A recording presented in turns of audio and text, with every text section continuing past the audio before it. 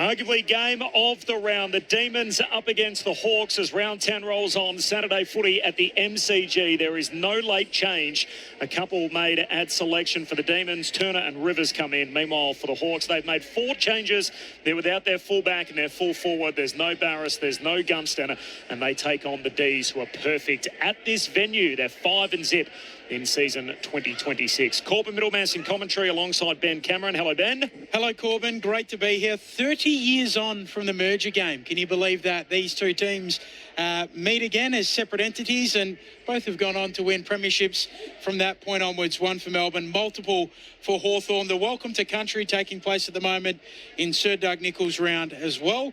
Looking forward to it. Probably match of the round, as you said. Let's drop in on the concluding stages of that. Live amongst all of our communities here now on Wurundjeri land, or generally as Melbourne itself. So to feel truly welcome to this land, respect of the land, respect of the people of the land and the culture of the land is part of the ceremonial process that allows you to feel safe on country to conduct your business. And like I said at the very start, I feel that respect from both the AFL and the 2 clubs here represented today. So I'd like to say on behalf of myself and my community and my ancestors, we say, Wamidjika Wurundjeri Bik, welcome Wurundjeri country to you all. Have a great game, both teams. Nongudjan, thank you. It's been marketed very much as the Pickett Pocket or the Wizard Bay, with Kazai Pickett at one end and then, of course, Nick Watson at the other. Let's see how that goes this afternoon when they go head-to-head. What a juicy matchup it is in prospect. The Demons, do they belong in that top tier of teams in the competition? They couldn't have got the Hawks on a better weekend. The Premiership Pie, Luke Ball's here with us. Hello, Bally. Corby, yeah, great to be here. Agree. Given that the grand final rematch didn't really play out, did it? It was a bit of a fizzer in the end with Geelong so impressive. This absolutely shapes as the match of the round. Really excited to come along today, Ben. Beautiful day at the MCG.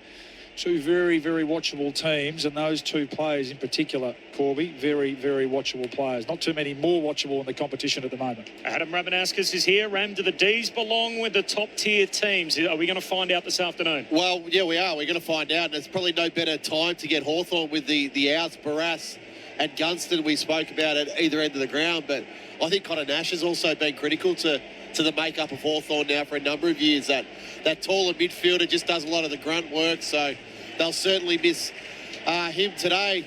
But you look at the matchups, they're just everywhere. Like Bally and I were talking off air, just who takes Nick Watson? What does Sam Mitchell do with Cozzy Pickett?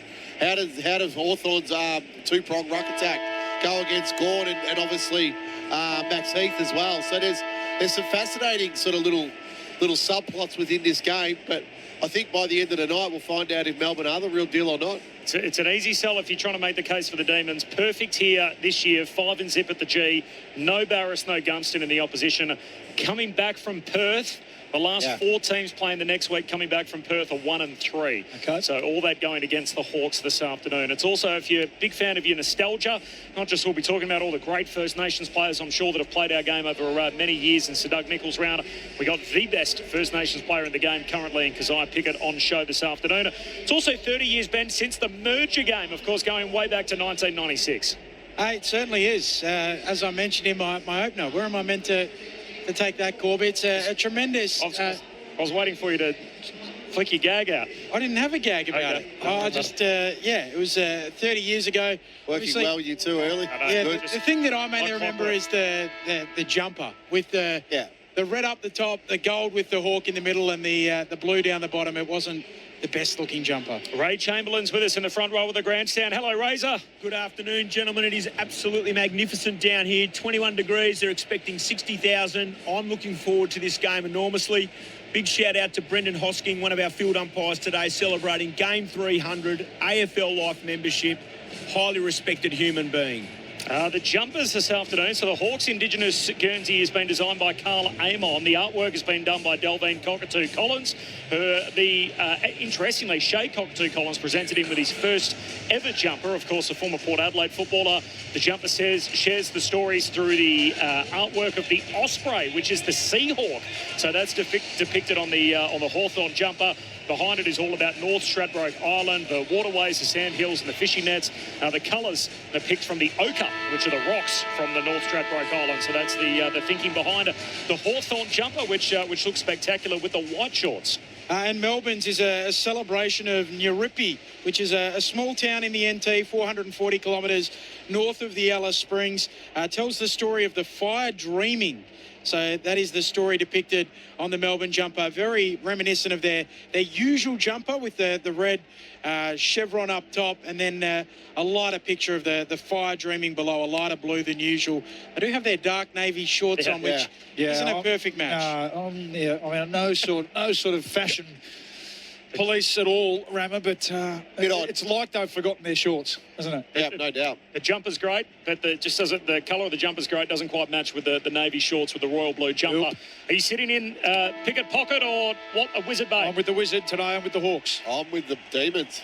Pickett Pocket for me. What about for you? Yep, Pickett Pocket for me as well. Let's get ready to go. They're both at the centre bounce, Watson and Pickett. And Max Gawn grabs the ball out of the ruck to start. Gets a hand pass forward towards Chandler. His handball picked off by Amon. Hawks go back the other way. Kick out towards Ginnivan, who marks in front of Dowie. In game 100 for Jack, who's got it on the wing. Dishes a handball back to Impey. Whacks him with Guinea. And Guinea gets it a second time. Turns and kicks down to half forward. Leaping up and an intercept mark for Lever, who's got it at half back for the D's. No late change coming in. And just repeating the earlier result, a big win for Adelaide by 68 points over the Roos. Lever moves it on to Langdon, kicks to the pocket, mopped up there by Howes, gets a handball away, under the pump now, Sharp, tackled into the ground.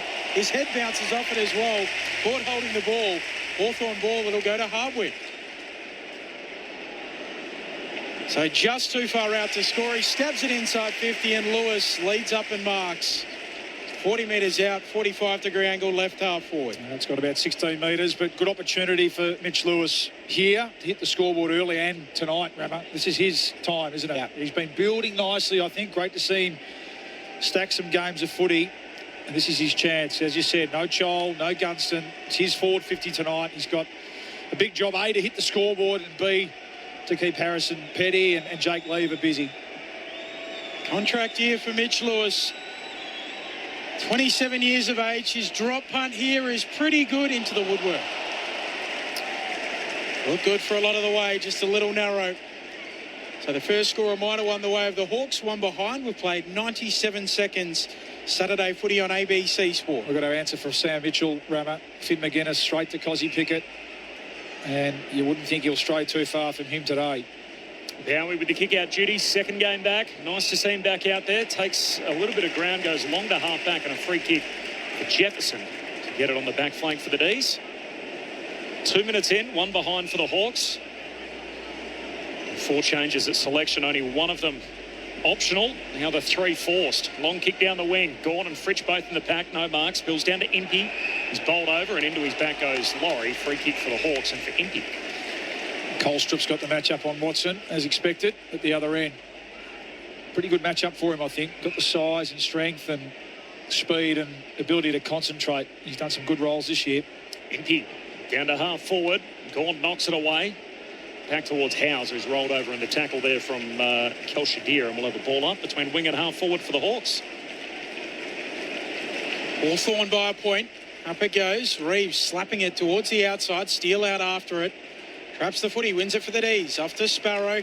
Forward handball to Latrell Pickett. Off to Langford. Left foot kick up to half forward for the D's. Sicily in front of Fritsch. And he just paddles it out. Throwing 60 around from the attacking goal for the D's. At the punt road end of the ground, Hawks by a point. Interesting matchup, that one. Sicily and Fritsch. Sicily likes to give a little bit of length to his opponent. We know how dangerous Fritsch is on the lead, particularly if he's playing deepest. Saturday footy on ABC Sport. Gawn palms it down. Sparrow knocks it on. More intervention. Another whistle. Out of zone umpire. Free kick going Melbourne's way. Sparrow's going to get it. And a busy start. Sparrow kicks to full forward. Big leap and Petty coming from 3 deep. Takes the mark at full forward for the Demons. Well, I mentioned Petty before, thinking behind the ball, Rammer, but he's actually gone forward. And with Howes coming back into the team, Turner coming back into the team, it's allowed Petty to go forward. I still don't think we're 100% clear where he plays his best footy, but when he can get up and clunk them like that, it's a good start. Josh Weddle's gone back to fill the gap that Tom Barris has left. Good start from Petty here. Has not kicked a goal all season. Harrison Petty, he has now. He knocks through the first of the game. It's taken 4 minutes. And the team under the moniker of Nam, of course, the First Nations name for the city in which we reside here in Melbourne. And they've got the first goal of the game. One straight over Hawthorn, one behind. The D's by 5 points. This is Saturday footy on ABC Sport. And it should give him some confidence there. Big contested mark early in this game. So terrific the way there he's able to jump at the ball. One grab. Obviously missed a couple of weeks there of that. Well, we're still not sort of too sure what it was. I think a bit of vertigo it may have been in the end for Harrison Petty. But playing him forward, you want him to jump at the ball. Weddle's an interesting matchup because how far he can drag Josh Weddle back towards Melbourne's goals becomes really important. Weddle, he will run and gun if he gets the opportunity. Thoughts of Adam Ramanauskas. Reeves tapping it down in the middle for Hawthorn. Pickett coming through. Free kick. Going the way of the Hawks. Newcomb wants to take it quickly to Watson, and the umpire will make them bring it back. So free kick to Newcomb, middle of the MCG. Newcomb stabs it short. Morrison takes the mark. He's the godson of the late Ken Judge, who coached Hawthorn in that merger game in 1996. Sets it up to full forward back there. The mark taken by Turner at fullback for the D's. They lead by 5 points and will repel from fullback. Turner looks out for Petty. He's led all the way up the wing and takes the mark now at half-back. Keeps it moving by hand. Away to Howes. Howes lifts a handball to Chandler, and Chandler's going to retreat back with the kick to Petty. Half-back for the Demons. It's a 5-point lead for the D's. Half a dozen minutes in, all the way back to Turner, and the switch is on. Tolstrup, and he's got Bowie free out on the northern wing. So Bowie waits for it, takes the mark. Looks back inboard, finds Lever. Handball away back to Tolstrup. Kicks up to halfway for Steele. Things open up for the Demons through the corridor. Steele inside 50. Gord somehow got there. A shove to Sicily. And the opposing skipper ain't happy, but Max Gawn's got it. 30 out straight in front. Enough force. We're going to have to... Well, extended arms should be an indication to the umpire. Just a bit of a push for me, didn't it? Chamber, we might get you to recount the letter of the law here. It just looked like clear hands in the back. Maybe, Chamber? Sicily certainly made the umpire. Gawn's allowed to protect the space. What he can't do is create the space in that situation there. So it's a pushing action. Free kick for the push in the back. Yep. Gawn to finish off the work. He felt a bit guilty. What do they say, Corb? Ball don't lie. Ball don't lie. 1-1 to 1 behind. Footy gods take care of that. It's Nam by 6 points. We're 7 minutes in. This is Saturday footy on ABC Sport. Corbin Middlemas, Ben Cameron, Adam Ramanauskas, Luke Ball and Ray Chamberlain. It's a good sign, though, a clear sign of what he's going to try and do, isn't he, Max Gawn? He knows he's got some serious competition in terms of height and strength today, so push forward, test them behind the footy. Hawthorn quickly down the worn wing. Bouncing ball. Bowie arrives. Picks it up for Melbourne. Handball to Langdon. He turns it over. Back into the mark and the Hawks away with it. Ramsden rushes it. Kick up towards half forward. Taken down there. McKenzie gets rid of it. Away towards D'Ambrosio. Hawks centre half forward. He's played a throw. So the free kick going to the D's on their back flank and Lever to take it. Melbourne lead by 6 points. 7.5 minutes into the first term. It's easier away too on the wing, picked up by Laurie. Long kick forward, leaping for it, Petty. 3 attempts, no mark, follows up as it hits the deck, and Petty snaps it through for his second. He's the game's only goal scorer. We're 8 minutes in. It's Petty who's got both of Melbourne's goals. The D's 2-1. They lead Hawthorn 1 behind. 8 minutes in. This is Saturday footy on ABC Sport. It could not have started much better for the D's. Well, that's right. It would have been his third mark in this quarter, so very active to start this game. Harrison Petty's had the 4 possessions and the 2 goals now, but looks lively. It looks like he wants to jump at the ball. Looks like he wants to compete at the moment. So his direct opponent, as mentioned, was Josh Weddle. Now, Weddle's just simply too far away. He's trying to get up and create that offensive run. But there, in that occasion, Petty he just jumped at the contest by himself. Yeah, well, it is an interesting. Josh Weddle been a bit out of sorts, hasn't he? A bit unsettled in terms of where he's playing. Sometimes you've just got to play as a key defender, Josh. Don't worry about getting off and getting the footy, especially early when your opponent's seeing them well, locking down. 50th goal in AFL footy for Harry Petty. As out of the middle go the Hawks, and Impey. Long kick inside 50, but the mark taken by Turner, and he'll get a 50 as well. Nick Watson just bundles him over. Little needlessly. That's there, Petty. That's a 50-metre penalty. So Turner marched up towards the wing. Likes the look of the switch for the returning Rivers. Marks on the logo for Melbourne. Pokes it out in front here of Lever. Between wing and half forward here, the D's. Hit the opening 2 goals of the game. Lead by 2 goals neat. Lever shanks his kick. It works out. Sparrow gathers. Likes the look of the goals and tugs it. Misses to the left-hand side. It is all Melbourne at the moment. 2-2-14 plays 1 behind, 9.5 played. Opening term. Haven't been a first quarter team this year either. The D's leading at quarter time on only 3 occasions as Impey spots up Ramsden, who marks back edge of the centre square. Little 1-2 hand pass there with Huswaite. Ramsden retreats again by hand to Ward, who kicks out wide and finds Ginnivan. Gives him an option against the boundary line southern side. 10 minutes in, 13-point lead for the D's. And Hawthorn on the switch. Hardwick to McKenzie at centre half back. Short kick to Weddle.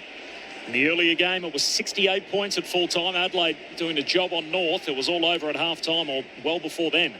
Weddle gives it to McKenzie, kicks out to the wing. Impey's hand pass and turnover. Here go the D's on the counter-attack. Fritsch to Langford, handball away to Chandler. Kicks down to Latrell. He's got Cozzy over the top. Latrell can't take the mark. Goes back, collects, trying to burn off Weddle. Weddle got him. Yeah, good lesson there from Latrell. Take the mark two-handed.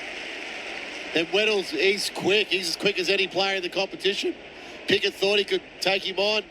No good there. Good lesson for the young man. Weddle taking a free kick for the Hawks. Waits it for McKenzie on the wing. He can turn and go. Takes off. Forward handball away to Connor McDonald. Game 100 for him. Kicks inside 50. Getting back. Punched away by Tolstrup. Kalshadir tries to keep it in. Too late. Throwing 45 around from the attacking goal here for the Hawks. Just on that Crows North game, by the way, on the final siren, there was a knee concern for Luke Davies-Uniacke. So it was holding his knee right on the final siren. It would be just an awful end of the day if they're going to miss him for a chunk of footy. So we'll hope to bring you an update before the end of our game here at the G. We've got a call in with the Roos, but hopefully updates to come on the knee of Davies-Uniacke. Reeves hooks it to the back, onto it D'Ambrosio. Kicks the Hawks to full forward. Down there, Turner and Lewis. They fight a draw and the ball tumbles out deep in the left forward pocket for Hawthorn. Melbourne by 13 points, nearly 12 played opening term. 13-point advantage here for the D's. Dozen minutes in. Forward 50 stoppage for the Hawks. City end of the ground. Punched away by Gawn. Out to half-back. Cross trying to turn Ward inside out. They both wrestle for the footy. Ward goes in, gets it. Cross tackles him. Pack forms around the pair. The umpire says, I'll have it. Ball up. Floodlights on. It's been a glorious day in Melbourne. Got to 23 degrees. It's not expected to drop below 19 during the playing time. And some rain to come, but hopefully a little later this evening for our man Ray Chamberlain on the boundary and all of us getting home. Repeat stoppages here, same spot. Half forward for the Hawks, 55 metres out from their goal. Gawn slaps it on up towards Sharp on the wing here for Melbourne. Gives it off to the run of Rivers. He'll take a bounce, tight roping the boundary line. Loops the handball to Latrell Pickett, who bursts away with it, kicks inside 50. Can't find Fritsch, ball gets out the back. Battle the first responder there for the Hawks. Out to Hardwick, to Sicily. Short kick, not the 15. McDonald comes away with it, kicks out wide for Weddle. And now the Hawks away down the Ward wing. The logo trying to link up with Ward. Rides a bump from Lever. Still tracks the footy. Ward goes and gets it. Kicks it inside 50 for the Hawks. Superb. And hitting up in the lead, Mitch Lewis marks. Left half forward. He'll kick from right on 50, but Ward never lost track of the footy. Good transition footy, wasn't it? Great example of those Hawks high half forwards, getting up high, supporting their defence. Connor McDonald involved, getting the release, and then really was a 50-50 ball on the wing.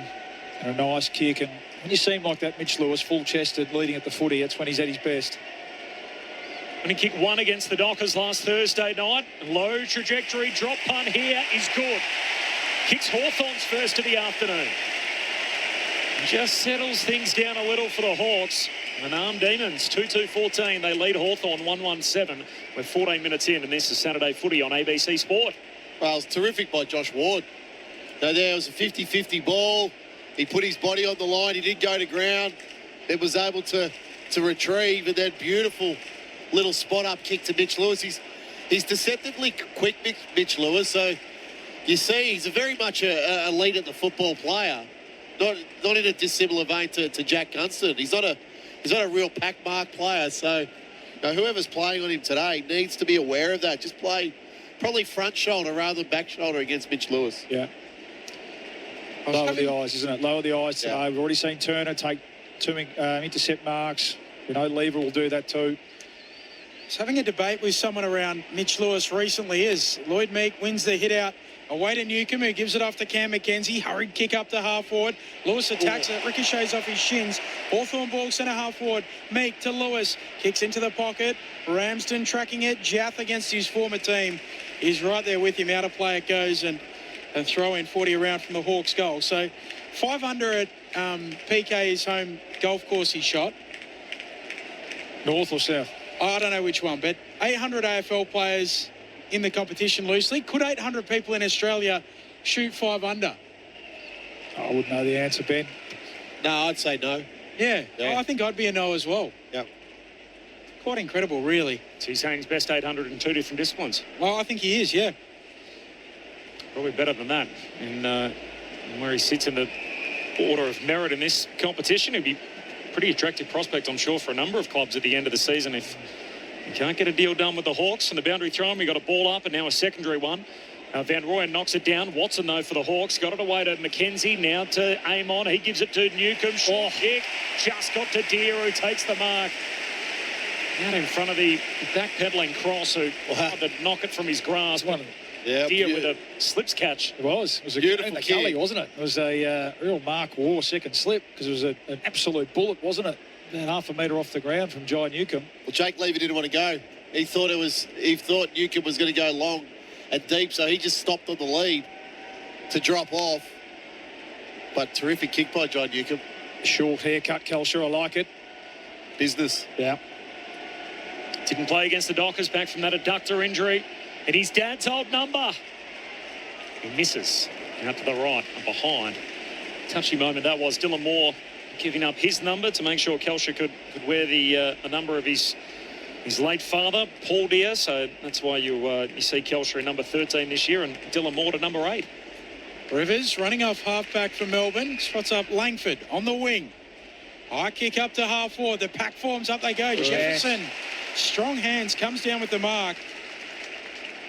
He'll give it to Langford running by. Centre and kick towards the hot spot. Petty's down there. Run and jump very nearly. And a free kick going the other way anyway.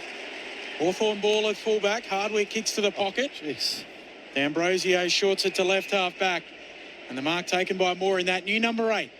Moore gives a handball away towards D'Ambrosio, who kicks out long left footer down the southern wing. Punched away by Lever, straight into the path of Newcomb. Keeps it moving forward. Long kick to Deer, and he beats Jaff in the one-on-one against his former teammate. And with all due respect to Chankwath Jaff, there is not much anyone could do about that coming in the way that it was. Well, that's the worry right now for Melbourne, just the transition. Now, you allow Hawthorn to use their foot skills. They're one of the better teams in the competition at that. But that's basically going from deep inside Melbourne's 50 to deep inside your own 50 within 3 or 4 kicks. A spoil from Jakey Lever. It's almost a special skill of his. And that was a bad 20-metre spoil back into the corridor. Missed moments ago. Oh, he does again here. Out to the right. Well, keeping on the golf theme. Yeah. It's a couple of shanks, isn't it? Two gettable ones. 2-2 to 1-3. 18 minutes in. D's by 5. It's my usual one off the tee, Benny, that one. Yep. And my miss is left. Normally balling. Normally a big hook left is how he kicks it to Mitch Lewis. Takes the mark just forward of the wing here for Hawthorn. Pokes it short for McKenzie. Let's play on. Went about 10 metres, didn't it? If that. So McKenzie, too far out to score, so he sets it up towards the hot spot. Pack forms off the hands of the pack. Jath gathers the footy off to Turner. Turner kicks towards the back flank, bouncing ball. Chandler tracking it, gets some support. Amon beats him to it. In the jumper he designed, spits it out. McDonald close to the boundary line, snaps back to a central position. Turner Does well to juggle it. Marks back pocket for the D's. Melbourne still by 5, approaching time on first term. 68-point margin earlier. Adelaide big winners over the Kangaroos. Concern for the knee of Luke Davies-Uniacke. Updates to come throughout the afternoon as the D's looking to try and clear out of defence. There's a free kick here as Cross gives away a free for an illegal shepherd on Hardwick in the marking contest.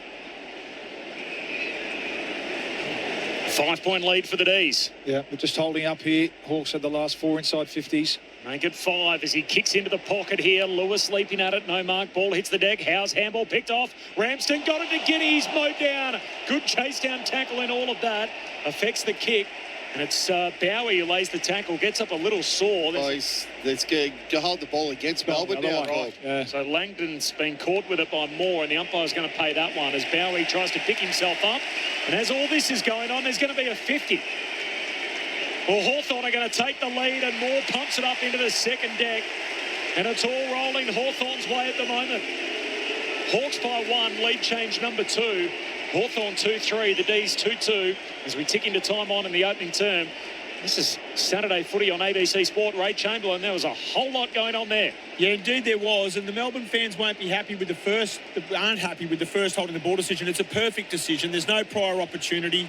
Player goes immediately into the act of attempting to kick, so that's play on. So the Ginnivan one, all good? The Ginnivan one's not a problem at all. They're just showing it on the replay now. He doesn't do anything other than go into the act of kicking. No prior opportunity, play on. The Langdon one, I don't know whether they've paid holding the ball or an insufficient intent free kick. I'm not in the best viewing position here.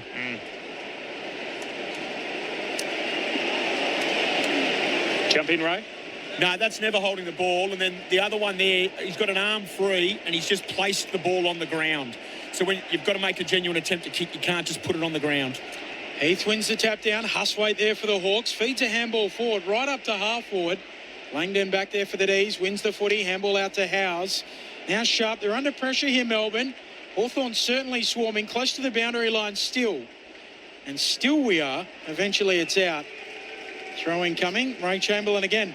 Yeah, the whole prior opportunity thing, it causes a fair bit of confusion for a lot of people and just a lot of passion, but without it, we have players doing a Mexican standoff and not going for the ball. You want to promote winning the footy. Which we actually saw last night with Isaac Quaynor close to the boundary line. Didn't want to inadvertently soccer it out. Ball back live here on the wing. Huswaite standing up in a tackle. Now Sharp goes in. Melbourne ball. Back feeds a handball to Steele to Cozzy Pickett. Kicks around the boundary line. Bouncing ball, and Sicily pretty happy to tap it out. Throwing between wing and half forward. Hawthorn by a point. That was Cozzy's first touch of the game. What are we, 22 minutes into this first quarter? And Ray talks about the passion. There's nothing like the holding the ball rule to get fans engaged. And every tackle after that, they're appealing for a holding the ball. It's not forthcoming, and Melbourne fans are a bit dirty at the moment from the boundary throw-in. Spills down to Rivers. Hand pass over his shoulder to Latrell Pickett. Tackled by Impey. Now the Hawks fans are joining in, Ray, with the big ball call. No, they're all into it. And I tell you what, I don't think it's going to ease up. No.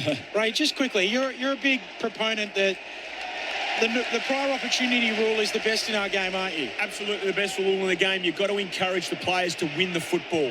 Free kick for Gawn. He goes long to the top of the goal square off hand. Spills down to Van Rooyen. Bounces one through. And the D's answer back. Lead swings again. Lead change number 3. The D's 3-2-20. Hawthorn 2-3-15. A 5-point lead for the Demons. Saturday footy on ABC Sport. Crowd engaged here at the G. Luke Ball out of Ramanauskas. Yeah, they are, aren't they? Yeah, it is. It's a hot contest. Good, big crowd. Involved both ways, as you'd expect. And, well, it was just something out of nothing, wasn't it? The deep entry. They've looked dangerous, Melbourne, when they've got the ball in long and deep. Both in the air with Petty a few times. And without Barras, they're going to find it tough to defend on the goal line, Hawthorn. Absolutely. And that's where, Weddle's the one, isn't he? We know how he loves to attack and get off and run forward. Sometimes you've just got to get up and kill the ball. So that's his challenge today. And that time, Van Rooyen is having a good year, isn't he? Was able to make something out of nothing on the ground. Averaging 2.5 goals a game in his last 4, which he's never done before. Secondary ball up, coming in the middle. Yeah, 17. That is his 18th for the year, so really good return. Reeves and Gawn again. Gawn with a hand on it. Sharp into the muck. Coming through Steele, wrapped up, and he's got nowhere to go. Umpire Hosking, the 300 gamer, will ball it up again. Beautifully down by Reeves, away to Watson, snaps the Hawks inside 50, bouncing ball right on the arc, arriving McDonald, works his way through trouble, runs a little arc, kicks inside 50, McGuinness can't trap it cleanly, then he turns tackler on Lever. And the umpire crosses himself to ball it up just inside 50 for the Hawks. Melbourne by 5, 24 play, free kick to Melbourne in fact. It'll go the way of Lever for a high tackle. You mentioned Cozzy Pickett, Rama. That was Nick Watson's first disposal as well. Yeah. So the two men on the poster that we came to see, Corb, slow out of the blocks. Long kick down the wing, spills to that man, Cozzy Pickett. Handball away to Laurie, or gets it back and decides just to whack it forward. Oh, now, what's that? And it's just it was knocked on, so it's a boundary throw-in. It's frustrating me, Corb. We spoke about it on AFL Saturday. Yeah, was last disposal out of bounds, it's not last touch. Okay. Yeah, fair enough. That's a free kick to Hawthorn. Tried to just palm it onto his cousin's advantage. Latrell, ball trickles out of bounds. Throw in high half forward for the D's. Spills down to Huswaite. Handball away to Amon. He switches from one back flank to the other, and D'Ambrosio marks left half back. D's by 5 points. We've had 3 league changes already. Short kick down that southern wing, and Sicily marks for Hawthorn. Sicily comes infield to Huswaite. One of the inclusions this week, the man they call the pencil. Kicks across the defensive edge of the square. Adel goes for a little run, drives it long as he so often does. Newcombe in good position. Lever closes late, spoils it away. It works out for Langford. Melbourne ball on the wing. Handball to Latrell, who gives it off to Sparrow. Just stops for a moment. Now elects to go long. Has a man on Jefferson. Up he goes. Might have received some front-time contact. He did. I think this kid is growing by the week. Well, he got caught napping a little bit on the release defensive 50 from the Hawks, didn't he? But he chased down Sicily, held up the mark, and then I watched him. He put his head down, and that's a 150-metre sprint. And well done to Tom Sparrow too. He looked up. There were Hawthorn players back. He had to wait. He was patient. But it was really work rate from Jefferson to give him the option, and rewarded. Yeah, first pick in 2022, pick 15, so it's been a bit of a wait. Jefferson from right on 50 misses left. Melbourne lead by 1 straight kick. 6 points their advantage. 2.5 minutes of game time away from quarter time.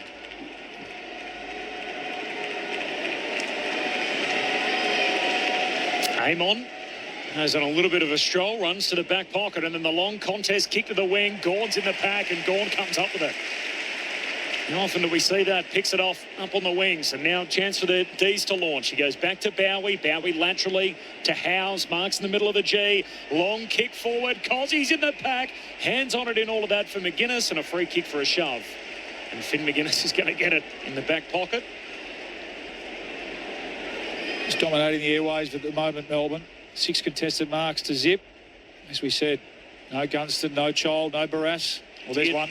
Deer takes a contested mark right in front of the Hawthorn bench, but as Bawley said, few and far between. Has it stolen from him as he's called to play on. Lever takes it. Laurie chips into the pocket, not his best kick. Impey comes to break it up. Jefferson brings it down. Robes buffeted off his kick. Slews off the side of his boot. Away to Battle, back pocket for the Hawks. And Battle pokes it very short for Weddle. Weddle kicks infield right into the corridor. Amon takes it. He'll move up the middle again, and it all opens up for Jarman, Impey and Hawthorn. Looks for Deer, who gets some separation from Lever and takes the mark running back towards goal. He's still 50 metres out, dabs it inside 50, and Watson takes the mark. He's too athletic for Jake Lever, Kelsha Deer. Yeah.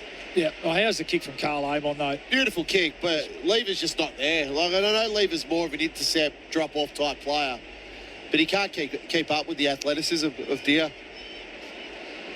Just news through, by the way, from the North Melbourne Football Club. The doctor's happy with how Davies Uniacke presented. They think that he's okay, so that's the word from the club.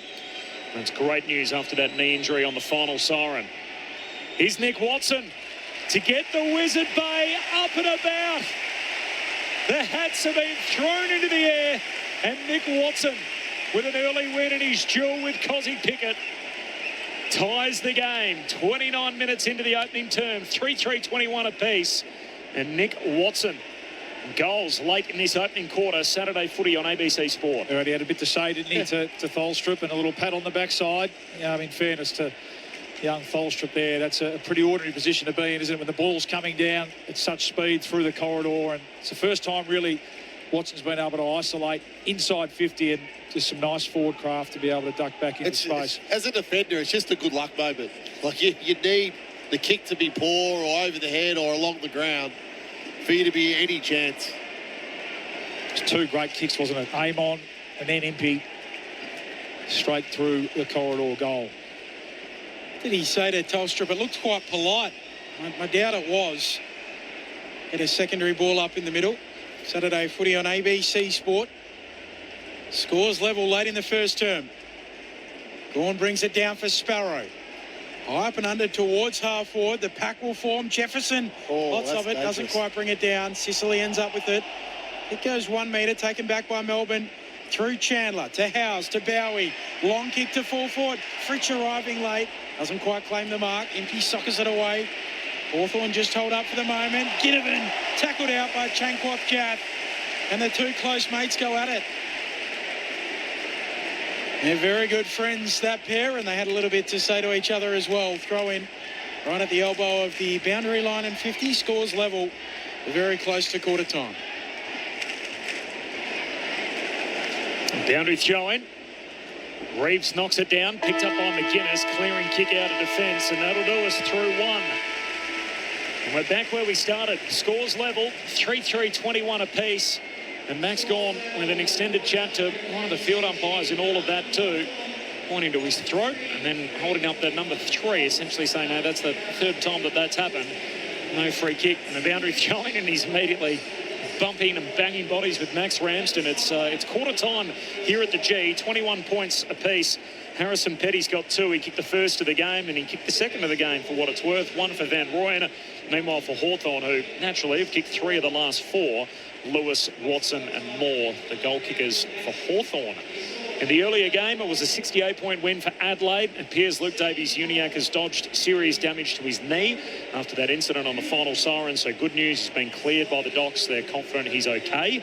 Coming up, it is Carlton and the Western Bulldogs. You'll hear that later tonight, the third of the 3 games on our Saturday slate in round 10. Off the SMS, Rich from Ocean Grove, loving the call, have a question for Ray. Only a handful of AFL players wear the old-fashioned long socks these days, but all the umpires do. Is this a rule, or are the umpires just keen to wear it in that fashion? I might come back to Ray on that. I think he's signing autographs down there, Ray's in the front row of the grandstand. We'll check in with Ray. This is outrageous. He's signing Melbourne and Hawthorn jumpers. You there, Ray? In the black tank top too. People what they want. Give me 30 seconds. I'm busy. Unbelievable. I'll come back to you. Dave in Lonnie says 60,000 for such an important game on a Saturday afternoon. That's why they should have been amalgamated. Have fighting words, David. Of course, 30 years on from the merger game. Thoughts of Bawley and Rammer, and we'll see if we can raise Ray in just a moment. This is Saturday Footy on ABC Sport. Get your documentary fix on ABC iView. We have an industry that's just running riot. Like Sean McAuliffe's Going for Broke. Last spin, come on. Todd Sampson's Why. The best things in life are on the other side of fear. And more. Streaming now on ABC iView. On ABC Local Radio, Sport Digital, and on ABC Listen. This is Sir Doug Nicholls Round with ABC Sport. Teaser away too on the wing, picked up by Laurie. Long kick forward, leaping for it, Petty. 3 attempts, no mark, follows up as it hits the deck, and Petty snaps it through for his second. He's the game's only goal scorer. The logo trying to link up with Ward, rides a bump from Lever, still tracks the footy. Ward goes and gets it, kicks it inside 50 for the Hawks, superb. And hitting up in the lead, Mitch Lewis marks, left half forward. Low trajectory, drop punt here is good. Kicks Hawthorn's first of the afternoon. So Langdon's been caught with it by Moore, and the umpire's going to pay that one as Bowie tries to pick himself up. And as all this is going on, there's going to be a 50. Well, Hawthorn are going to take the lead, and Moore pumps it up into the second deck. And it's all rolling Hawthorn's way at the moment. Free kick for Gawn. He goes long to the top of the goal square. And spills down to Van Rooyen. Bounces one through. And the D's answer back. Lead swings again. Lead change number 3. Deer, who gets some separation from Lever and takes the mark running back towards goal. He's still 50 metres out. Dabs it inside 50, and Watson takes the mark to get the Wizard Bay up and about. The hats have been thrown into the air, and Nick Watson with an early win in his duel with Cozzy Pickett. This is Sir Doug Nicholls Round on ABC Local Radio, Sport Digital, and on ABC Listen. Sounds here from the opening term, 3-3 to 3-3. Scores level, 21 points apiece. Hawthorn and Melbourne at the MCG standalone Saturday twilight fixture as Sir Doug Nicholls Round rolls on.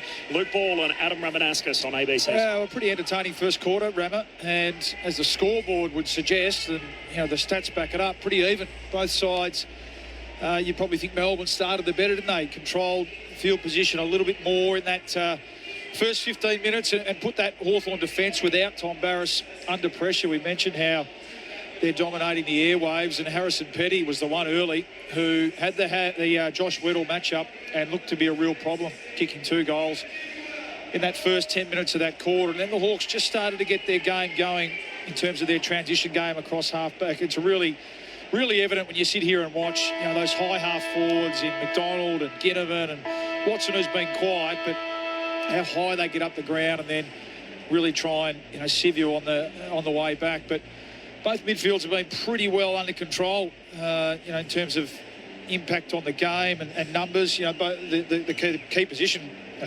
possession winners on the ground are both in the back half for either team. Impey's got 7. Amon, who's having an impact on the game, has got 7. Bowie and Lever, 7 at the other end for the Demons. So pretty even contest at the moment, 12 inside 50s to 14. Hawthorn had that period probably late where they controlled field position, were able to get 4 or 5 repeat inside 50s, but not a lot of bang for buck. Where they're going to look most dangerous today, and we know, where Melbourne feel most comfortable is with that bomb ball in, where they can get off Lever and Turner took a couple of intercept marks as well, where they can get off and the ruckman getting back as well, get off and support each other in the air. When the ball comes in low and hard and with speed and angles, that's where they've looked most dangerous, the Hawks. So that will be the order of the day for them. But, again, first time we've seen them without Gunston and Chol for a little while. Lewis looked dangerous at times, hasn't he? But other times when they've bombed the ball, Melbourne's defenders have been able to control things pretty well. So 3-3 apiece, both sides having periods of dominance throughout the quarter, but no one really able to assert themselves on this game just yet. And as I said, the 2 main attractions, the 2 on the poster, haven't had an impact. I mean, Watson did get that goal towards the end of that quarter, but Pickett, no real impact. You'd have to say that's working, the McGuinness matchup.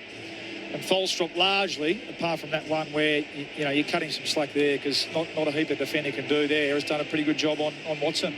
I think to beat Hawthorn, you have to have a high tackle count. Melbourne only laid 10 tackles in that quarter. Their foot skills are just too good. So if you're not applying pressure to the ball carrier, they will cut you up. And we saw on a few occasions in that quarter, Hawthorn's foot skills were just simply too good for Melbourne. So Watson starts in the centre bounce here. Interesting, Tholstrup doesn't go with him. So, and here he is. Yeah, winning it down Reeves, straight to Watson. Second quarter underway, out to Newcomb. Kicks Hawthorn inside 50. Lever punches it away off his knuckles. Out of play for a throw-in, right forward pocket here for the Hawks. And I tend to think that it's just let him off the hook, and now he goes to him. I think if he's going to get the job, you see McGuinness will go with Pickett anywhere. Well, centre bounce, back forward. No, he hasn't been at centre bounce. He's been starting at half forward, McGuinness. And pick him up on the way through. Yeah, okay. So maybe that's the order of the day, but here he is again. Oh, Watson zipping onto the footy at ground level, gives it off to McKenzie, centering kick. Bowie punches it away, ball hits the deck again. Moore first to get there, half forward for the Hawks. Off to Ginnivan, back feed to handball, high half forward. D'Ambrosio, kick smothered by Sharp. Ricochets away to Bowie in Melbourne, drops it out of play. Throw in 45 around. Scores level, as it was at quarter time. We've played a minute. Having a really good year, Sharp, isn't he? Been a really good pickup since he's come down from Brisbane, I think. Yeah, got beautiful parents, Bally. Yeah, he does. Ballarat boy. Keep forgetting the name of that establishment there on the lake down there in Ballarat. I'm going to look it up. Boundary throw in. Pack forms at the feet of the ruckman. Ump says keep going. Tholstrup got it out to Bowie. Handball away to Steele. Oh, handball for Jefferson. Little fumble. Steele goes back, gets it. Kicks down the wing. Petty the target. Weddle puts his fist through it. Impey at the drop. Handball to Battle. Handball back to Hardwick. Hawthorn with it. Hardwick spins boundary side. Decides to give a handball to Weddle. Just gathers. Back to Impey. Handball out to Hardwick. They work their way through the maze. Off the left. Kicks inside 50. Picked off. Max Gawn. Another intercept mark at halfback for the Demons. Scores level early in the second. Just on Sharp, though, Bawley, on a serious note, one of 10 players to have kicked a goal in every game this year, so we'll see if that can continue today. He's just a workhorse too. You know, he's got a big engine, really suited to today's footy. He's had a terrific year. Lever in the back pocket, kicks up to the wing. Fritsch launching from 3 deep, doesn't take the mark. At ground level, Chandler picks it up, feeds a handball back to Langdon. D's on the back flank. Out to Turner, waits a kick for Van Rooyen. He takes the mark, scores level, neutral territory on the worn wing, ball with the D's. Coming off the bag himself. Kick 5, got the top votes in the ABC Footballer of the Year against the Eagles. Shanker Van Rooyen goes short to Bowie. The man who wears number 17 won his first 17 games. He's all the way back to centre half back. Tolstrup, short kick to Jaff, hands it back to Tolstrup. Now, defensive side of halfway, kicks down to half forward off the box of Jackson. Double Falcon. Hit him once and then bobbed up in the air, hit him a second time on the left. Kicked it on the full. And then puts it out. Maybe That is a double Falcon. maybe he's a bit shaken. The ball goes out of bounds on the full forward pocket. Free kick for the Hawks, back pocket. You rarely see that, don't you? Straight off the forehead and then up and off the top of the bonds. Might need to come off for a concussion test of the second hit. Impey with the free kick. Contest kick to the wing. Massive pack. Jath with a little bit of it. Newcomb, front and centre, wins it for Hawthorn. Off to D'Ambrosio, kicks around the wing. Watson sliding in, hits it again at pace at ground level. Lever halves it, then wins it. Melbourne ball, D'Ambrosio comes again. He can only knock it out there with Sparrow. Ray Chamberlain on the boundary. Yeah, love the quarter-time huddles and always have a look to see what's happening. Sam Mitchell spent considerable time with the back six, which include Weddle, Hardwick, Amon, Impey, Battle and Sicily. And whilst we respect Barras, I don't think it's a lack of cattle. Throw in on the wing. Gorn taking it out of the ruck. Gives it off to Steele. Former Saint. Kicks up to half forward. Launching at it is Fritsch. Maybe clobbered Weddle. Anyway, Petty ends up with it. Off to Sharp. Kick smothered by Weddle. And Hawthorn back with the footy on their back flank. Sicily, handball out to Hardwick. Handball over the top to D'Ambrosio. Good smother. The 1%er from Steele. And out of play it goes. Ray, just revisiting that question that we had at quarter time from Rich, talking about the umpires having their socks up. Is that mandated that you have to have the socks up? No, it's been historically that way. They've tried a few things this year. I saw in Darwin they had the shorter socks and the different colours, but no, up, shirt tucked in. Gorn palms it straight down to Cozzy Pickett. Whacks him beautifully. Kicks into the forward 50. Fritsch gets there on the bounce. Looks back inboard for Cozzy. Left it behind. And McKenzie goes and gets it back flank for the Hawks. A 1-2 with Battle. And then he kicks out to the opposite side of the ground. Finds more on the back flank. He wants to play on quickly. Has Lewis on a searching lateral lead. Finds him, but he drops the mark. He'll get a free kick. Mitch Lewis too far out to score for the Hawks. Score still level. Lewis looks inside 50. Langdon tries to get across and chop it off. Works out for Jath. Back pocket here for the D's. Exiting kick for Lever. And Turner takes the mark and he just plays on. Without a little bit of a plan, but works it out towards Cross, who kicks infield for the D's. To Sparrow, who marks, and then a long kick out to half forward. Finds Petty. Still 2 kicks from goal. Petty's going to wait for some numbers to rush forward. Still 21 each of 2. The quarter-time score, 5 minutes into the second. Long kick to the forward pocket. They come from all directions, and it's punched out of bounds. Throw in forward pocket for Melbourne. Saturday footy on ABC Sport. Earlier, the Crows by 68 points over North. Just repeating the news, Luke Davies-Uniacke cleared of any serious damage after being assessed by the Docs. Appeared to hurt his knee right on the final siren there. It was a dominant effort by the home team. They kicked 10 goals in the second quarter. From the boundary, throw in, Meek, one to hit out, and then coat hangers Cozzy. And Kazai Pickett's going to get a free left half forward for Melbourne. Yeah, that was high. Yep, don't think. I think that's universal rule on there. But he's on the move now, Cozzy had stoppages the last 2. He's been on the move. The tap from Gorn in front of us here on centre wing was perfect, but that's the way to get Finn McGuinness. Get him moving around contest. The Pickett pockets at the other end of the ground, but they're on their feet now. One for the Wizard, one for Cozzy, as this duel continues at the G. The Nam Demons up by 6, half a dozen minutes into the second term, 4-3 to 3-3. That the difference in the game. Luke Ball, Adam Ramanauskas on ABC Sport. Yeah, good call, Rama. That's where, I mean, certainly inside 50, no mid or defender, small defenders comfortable, are they? With a player like Pickett being on the move. And it was just smart that time, wasn't it? Probably a little bit too much space there for Finn McGuinness' sake. Just a bit, need to have that arm across and, if possible, stay goal side that time. Just the big fella, the sloppy arm from the big ruckman. So you're right, just starting to get a little bit busy, isn't he? And that's the beauty of him. He can have a quiet quarter, but can burst onto it in the space of 5 or 10 minutes.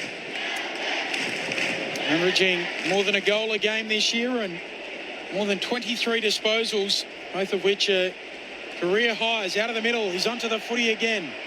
Worried out of it there by McDonald. Steele comes and picks it up. Handball to Rivers. Now Chandler attacking edge of the square. Goes inside 50. Van Rooyen nearly drops the mark. Petty gathers it. Tries to break a tackle. And snap. He's third. Harrison Petty in takeover mode. Melbourne by 12 points. The first 2 goals of the second term. 5-3 plays 3-3. 8 minutes into the second, Luke Ball and Adam Ramanauskas. Harrison Petty's playing like Warren Treadray out there, at the moment. In the air, on the ground. He's just a physical presence. I don't think I've seen him like this. He's up and about, giving Josh Weddle a hell of a time. It's a beautiful kick from Chandler. He's having a good year as well. He's got to stick that tackle, Josh Weddle. Again. Yep, that's the difference between you get away with that on the wing, don't you, or in the forward line, but deep in defence. Easy shrug, and that's a great finish as well with another player hanging off him. Centre bounce again in the key though, and Pickett just involved again a couple of times. D's on top. Of course, he has that one bag of 6 back in 2023, which probably had him miscast for a long period of time as a forward. He's got 3 and counting today, early in the second. Back in the middle of the ground. Still no clean takeaway either team. D'Ambrosio goes and wins it. Handball forward to McGuinness. Did he try and take on Langdon? He lost. Ump says no, he didn't. No prior. Taken by Ward. Kicks inside 50. Ramsden no marks. Builds the D's way. Lever. Handball to Rivers. Handball away to Laurie. And sweeps a Polyfarmer hand pass out to Howes. On the back flank. Kicks the D's up the wing. Back with the flight goes Morrison. Breaks it up. Collects for Hawthorn. Cross tackles him. Got it out to Huswaite. Handball away to McGuinness. And McGuinness away down the wing. Handball on to McKenzie, who will kick inside 50 for a leading Watson. Look out. It was the meat in the sandwich. Out the back. Ramsden's going after it. Turner's right there with him. Ramsden keeps it in, and Turner swats it through. Saves the day. As the man they called Disco on the last line, Ray Chamberlain. Jack Ginnivan preparing to come back onto the ground. Spent significant time with the physio. Looked like it was a left quad cork. Yeah, Corky it was. Just in front of you earlier. It was a big hit. I can't remember who he ran into, but it was a big hit. Came off second best. Melbourne by 11. Langdon marks the kick out off the back flank. Goes down the wing, and McKenzie strong overhead takes the mark on the wing. It's a look-alike. Odie Ryan. He looks athletic, doesn't he? He's just scratching the surface. Looks a real talent. Apologies to the Ryan family as he puts it inside the full of 50. There's a free kick in all of this, and it's going to go to Lewis. He'll get it left forward pocket. Just didn't need to do it there at Langdon. Lewis was never going to get to that contest. Just held on and held on. Lewis played it really well. Little panic, not a heap in it. Lewis made sure the umpire saw it, but as soon as you reach out and grab when you're not in the contest, you open yourself up. Just didn't need to. You're right, Ram. Lewis snapping. Has he got enough on it? No. And Ramsden, who's on the line, didn't have a lot of body on Lever, who was easily enough able to. Mitch Lewis is a beautiful kick. Just kick and drop punts. Go back and kick it straight. You're right. Knocked it through on the line. Lever rush behind. D's by 10. Bowie, long kick out to the wing, and strong mark overhead by Rivers, who's come back with the shorter hair, the shaved head. Gives it off by hand to Howes. Kicks up to half forward for the D's. Good mark, Jefferson. They stream inside 50. He looks deep for Fredge. One-on-one with Battle. The kick favoured the latter, and he marks. Back pocket for the Hawks. Oh, he might have just fumbled it out in the end. We're just getting a little check here and a throw in. Ray Chamberlain. Yeah, whilst all that was going on, Paddy Cross left the field. He's gone down into the rooms. He's got a big gash across the beak of the top of his nose.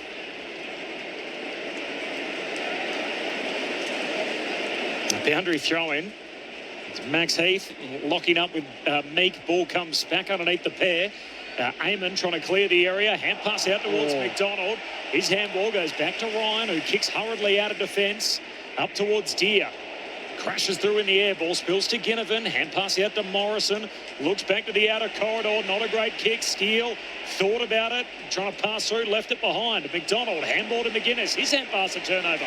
Gee, errors by hand both teams. Chandler to Cozzy Pickett. Handball away to the Moose. Heath kicks inside the forward 50. No mark. Ball spills down Hawthorn's way. Hardwick from centre half back. Gives it to Sicily. Handball to Weddle. Trying to run in a bit of space. Closed down. Links up by hand with Ward. 10-point lead for the D's. A dozen minutes into this second term. Ward with the long kick down to half forward. Deer hands on it. Ball comes back inboard. He's got Howes for company. Deer just soccers it back to centre half forward. Loose ball inside 50 for Hawthorn. Watson attacking it. Bowie's there with him. Wins it for Melbourne. Sweeping handball from Telstra. Sharp cluttered into. The Hawk is down in back plate. And Sharp just takes off with the footy. Goes for a run. Ryan is down and sore as Sharp goes bolting away with the footy. Kicks inside 50. Fritz drops the mark. Gathers 48 out. Snaps to full forward. Petty. He can't mark it. Ball lands at the top of the goal square. Ward's under the pump. He's tackled over. Caught. Umpire says Benefit of rush down. behind. That was all happening. Did you get a hand on that? Geez, some big moments, wasn't there? They're just the Demons just winning the 50-50s at the moment. Great contest here. Bodie Ryan, who's up now. He was in the hands of the trainer, winded. It could be an option here if Hawthorn can just gather this at half-back. Huswaite has a fumble. It costs him. The pack forms around him. Will have a ball up half-forward for the D's. Bodie Ryan, by the way, made his debut obviously last week over in Perth. One of 3 debutants this year. Kicked a goal after the siren for Box Hill in that semi last year to send them through to the prelim. First time we really were alerted to his name in the AFL landscape. Hawks from the stoppage. Up to the wing. Ginnivan goes back to Ward. Ward kicks down the wing looking for Lewis. Missed him. Did it get a finger on the way through? Umpire says yes. It's just Josh Ward does so much right. But I think the last 2 kicks is what's holding him back to going into that next stage or next level as a midfielder. Out on his own and the wing in front of us and just missed both targets easily. Can you fix that at this stage of his career? Repetition. Repetition. Yep. 22 at the moment, so big summer at kick school as the D's work it down the wing. Forward handball out towards Sparrow, who turns tackler. Heavy tackle there on Ryan, who's been in the wars. He has been in the wars, yeah. The last few minutes. Like him, no. Really has a crack out there. Fumble from Tom Sparrow. Max Heath with the trainer, by the way, so he won't make this ruck contest. Throw it up. He looks a little dazed too as the 2 trainers are going to walk off the ground with him. Ray Chamberlain. Areas within, sort of 75% of a kick. Yeah. The umpires, particularly when the game's stopped, they will hold it up and wait for regardless of the potential injury. Is that a new interpretation, Chamber? I'll come back to you in a sec. So Meek and Rivers ruck together. Meek unsurprisingly won that. Umpire fell over. Ball spills down to Sparrow. Handball to Chandler. Skids a kick to half forward. Ends up somehow with Keziah Pickett. Gets his leg free. Shoots goalward. Brings it back, but misses near side. She had this beautiful bend on the kick.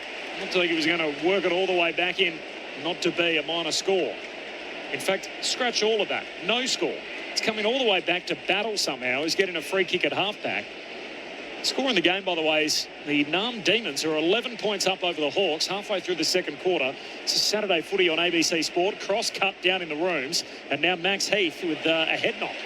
Sicily, long kick, and Meek. Yeah, good body's gone. Takes the mark. Hawthorn ball. Ginnivan running laterally, kicks into the middle of the ground. Risky kick, might work out. Weddle has to go back and gather it. Now sweeps the handball forward to Amon. Usually a good kick. Kicks towards the pocket. Lewis hands on it. Turner breaks it up as he has done all afternoon. Well done. Melbourne in their back pocket away with it.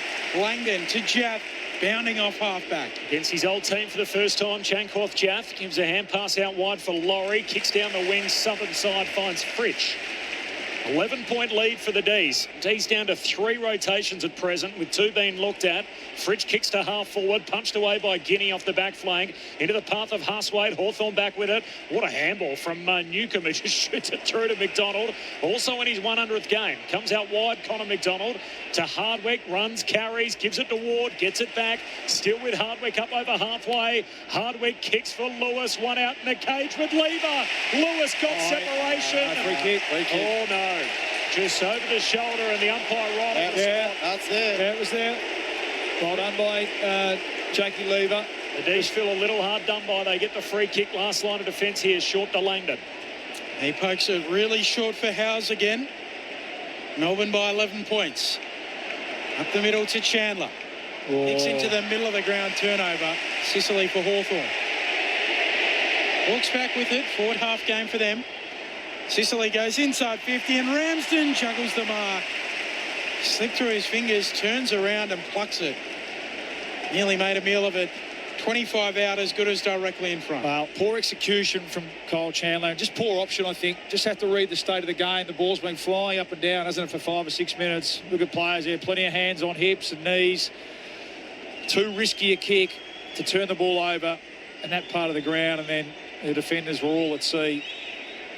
Maxi Ramsden, has he had a possession yet? Hasn't had One handball, so a chance to influence the game here. His left foot drop punt is nice. Brings the margin back inside a kick. 5 points, Melbourne's lead. 5-4-34 plays 4-5-29. 18 played second term. Luke Ball and Adam Ramanauskas. He hasn't found a position in this team yet, Max Ramsden. So he's a player, I think, with obviously Meek and Reeves playing in the ruck.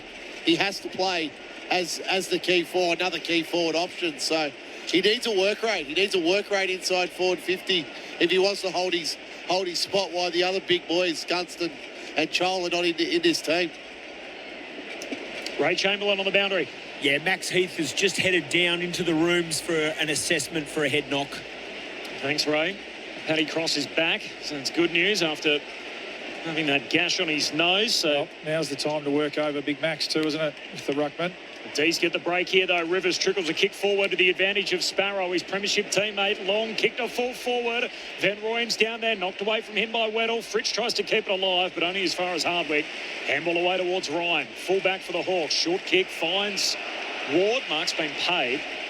Late pressure from Sharp, but Ward will get it back pocket for the Hawks. 5-point game. D's on top. He goes corridor Ward. Hawks off the back flank. Weddle. Marks gives it away by hand to Husway. Handball to McDonald. McDonald kicks out to the wing. Finds Dylan Moore. He's got a panic in front of him. Has a bounce. Closes to 70 out. Short kick to Lewis. And Marks right on the 50. He chips it further afield, and he's Guinea. Jack Ginnivan in game 100. Marks out of corridor. So that's both Melbourne key defenders there in Lever and Daniel Turner. Just too far off their direct opponent. They're both looking to lay off rather than... We spoke about Mitch Lewis in the first quarter. He is a hitter up forward. That's how he plays. You've got to be with him. Just looked fatigued, Melbourne, the last 5 or so minutes. Body doing a lot of, as I said, a lot of hands on hips and knees. The premiership pipe, the lifelong Hawthorn fan, Jack Ginnivan in his 100th game is offline.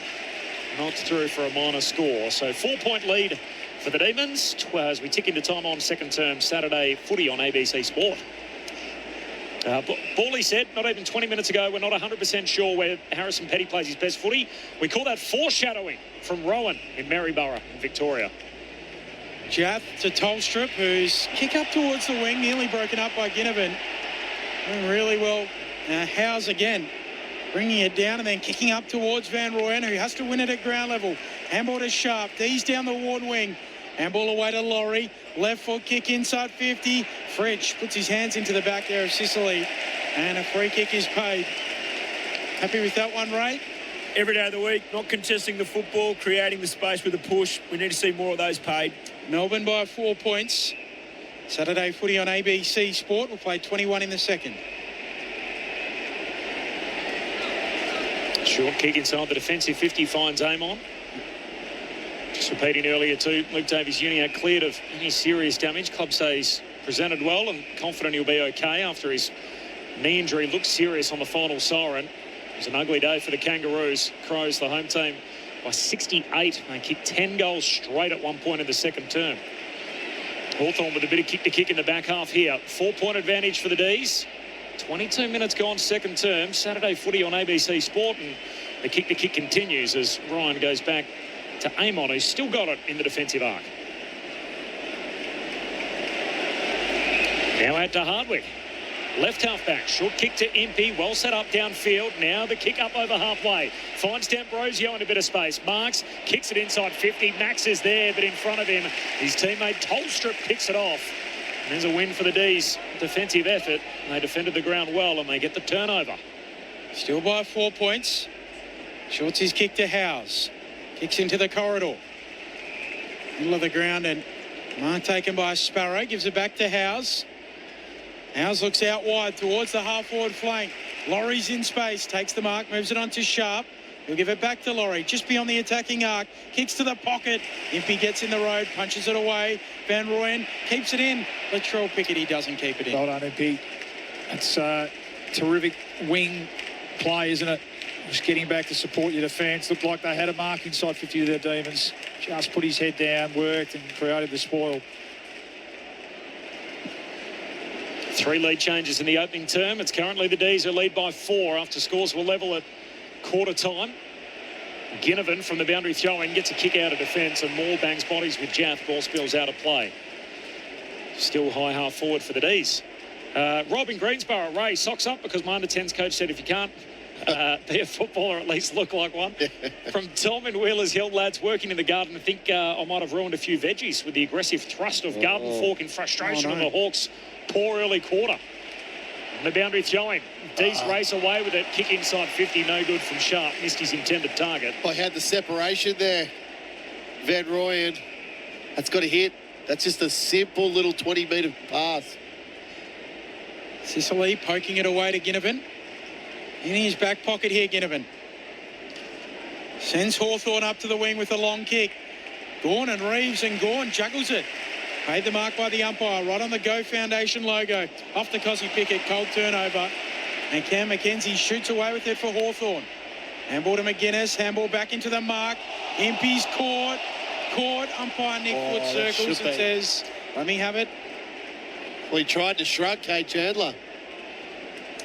Melbourne by 4, ball up in the middle of the ground. It's a prior opportunity to me.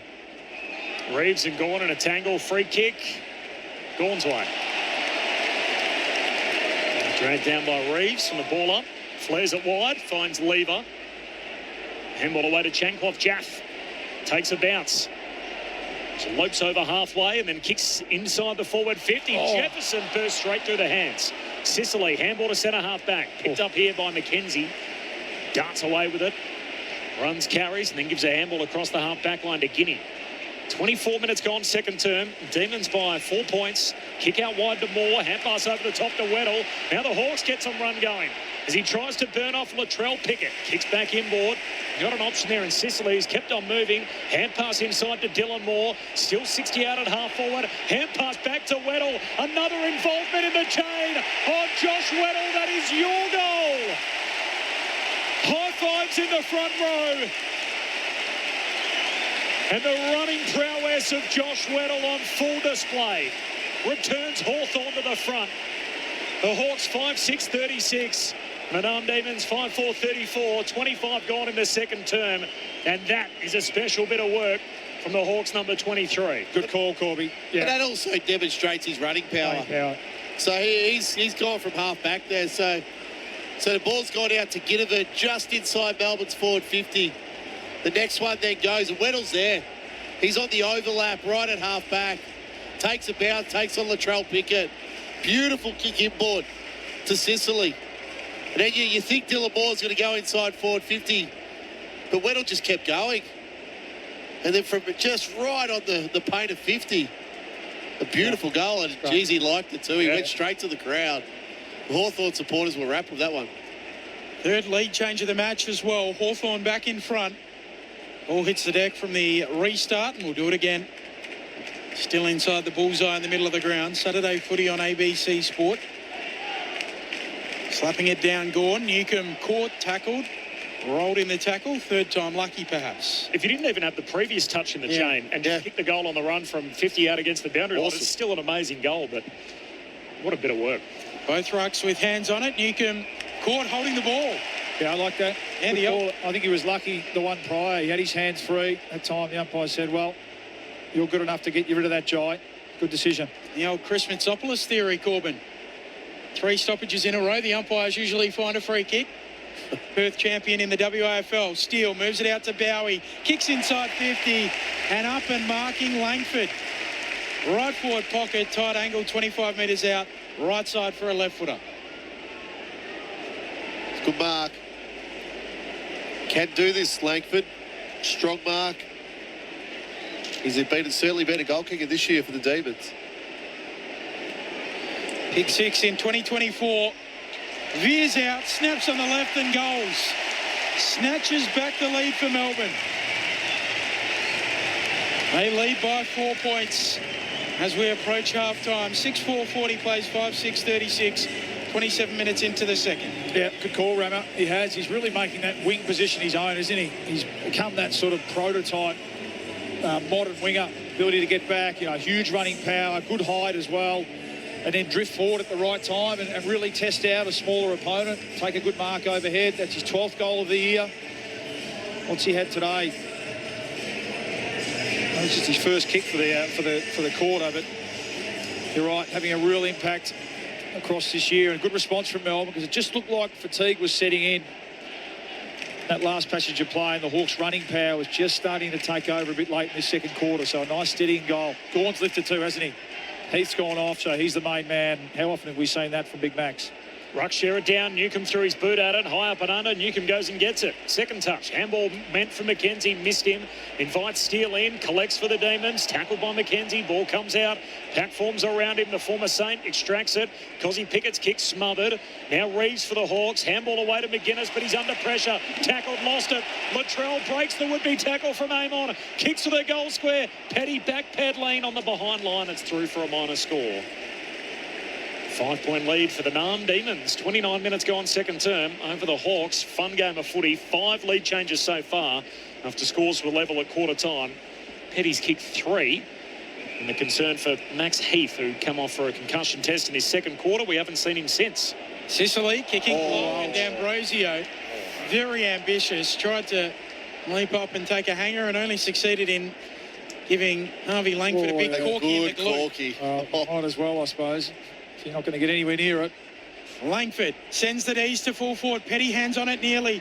Latrell Pickett sweating on it in the pocket. Stays alive. Quick shot on goal from Chandler. Ricochets off shins out of play. Throw in right forward pocket here for the Hawks. Oh, it went into the knee of Sicily. Then out of play on the full, but I think we'll get a throw in.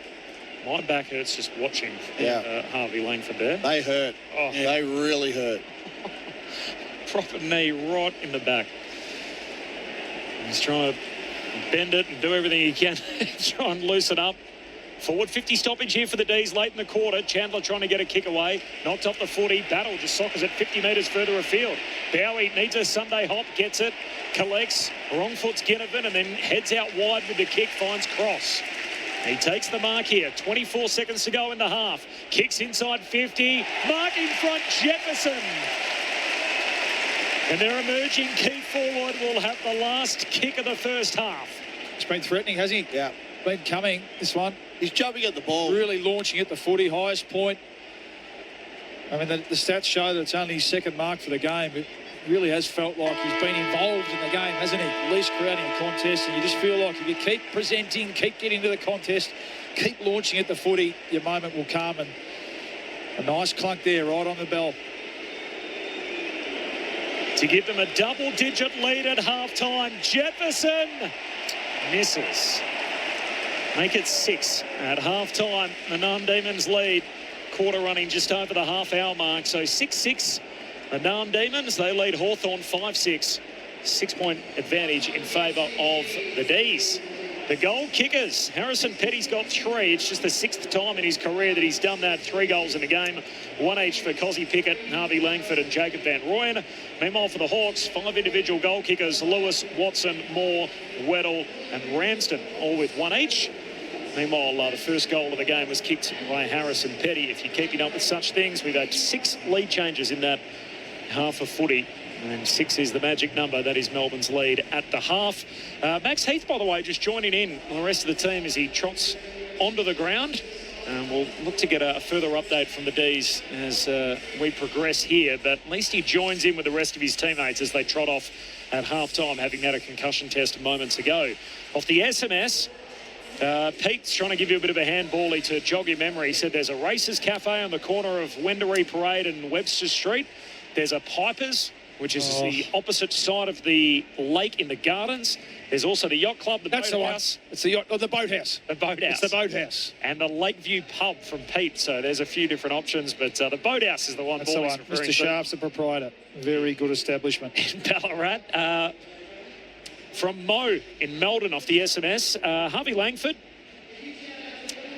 might not have been the 2025 rising star, but his star is rising. Also, Cat's Head Tough. I don't like that. That's from Malden, by the way. I didn't pronounce that correctly. It's unsurprising. Sam in Joondalup. I've got this one down. Some very average kicking in this match, particularly inside 50. Some very unhappy forwards with that delivery. Have we not figured out that the high bomb is almost always a turnover? From Sam. And from Fran. Thanks for the call and the special comments. Not going for either side. Listening to hear the Demons' progression as they near the King's birthday clash. What a game that's going to be here at the MCG when the Pies and the D's do it. Before then, though, we got a pretty good one on tap here. It is Melbourne by 6 points at half-time. Well, Adam Ramanauskas, loop ball on ABC Sport. It is a good one because both teams haven't broken yet. You're sort of sitting there waiting to go, well, who breaks first here? Now, both teams had their moments in that quarter. So Melbourne, the first 2 goals of the quarter, then Hawthorn the next 2, then Melbourne get one late. But it was a bit of back and forth football. I probably think Melbourne's key forwards at this stage are going better than Hawthorn's key forwards. So we really haven't seen Ramsden. We saw there get his kick and a goal about halfway through that quarter, but he hasn't done much. So Deere hasn't. He's only done a little bit in that first quarter. Lewis drifted out of it in that second quarter. I thought he was quite good in that first quarter, but you look up the other end of the ground. I think Jefferson's going well. He's jumping at the ball. He's competing.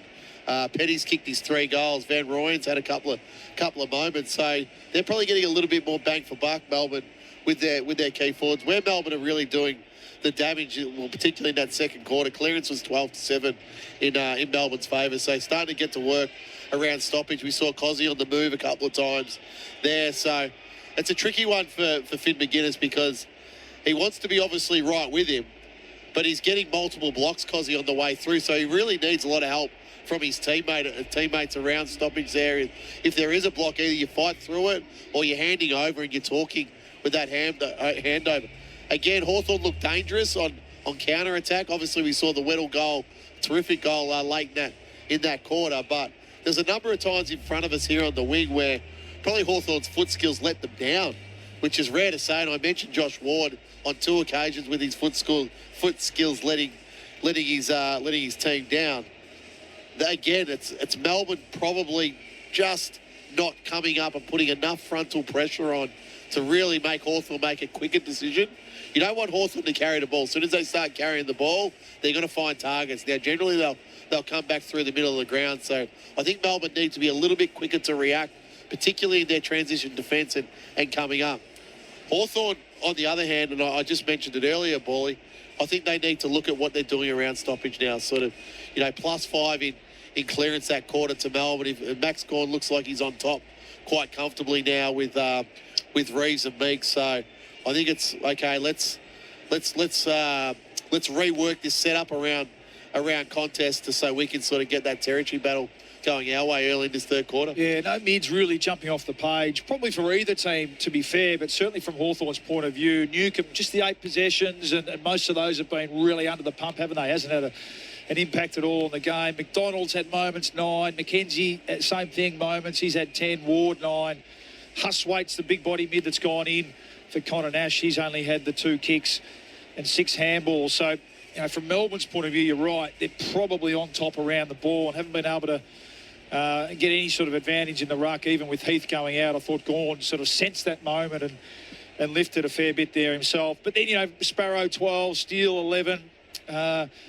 Langford's had the 8 and Pickett, the 8 who are the ones that have probably spent most of the time around the footy for the Demons. So no mids really on top and getting a stranglehold of this game. And hence, hence the scoreboard. Really, you're right. It's been hard to score, to get any, really efficient sort of use. Really, that the Weddle goal at the end there was Hawthorn at its best, and really that running power, from back to forward and more, getting high up the ground, getting involved a couple of times. But yeah, you look at the numbers and both teams' defenders on top. Sicily 14, Bowie 14, Lever, Howes are the next two for the Demons, and Hardwick and Amon and Impey the other ones from the Hawks' point of view. So the opportunities there, you feel with the way that both teams play and, the high sort of running, high octane game, the game will open up in this second half a bit. It's just who's going to have the composure. Who does that suit? The smarts. Well, I still think I'm still sticking with the Hawks. Yep. Just based on experience and a bit,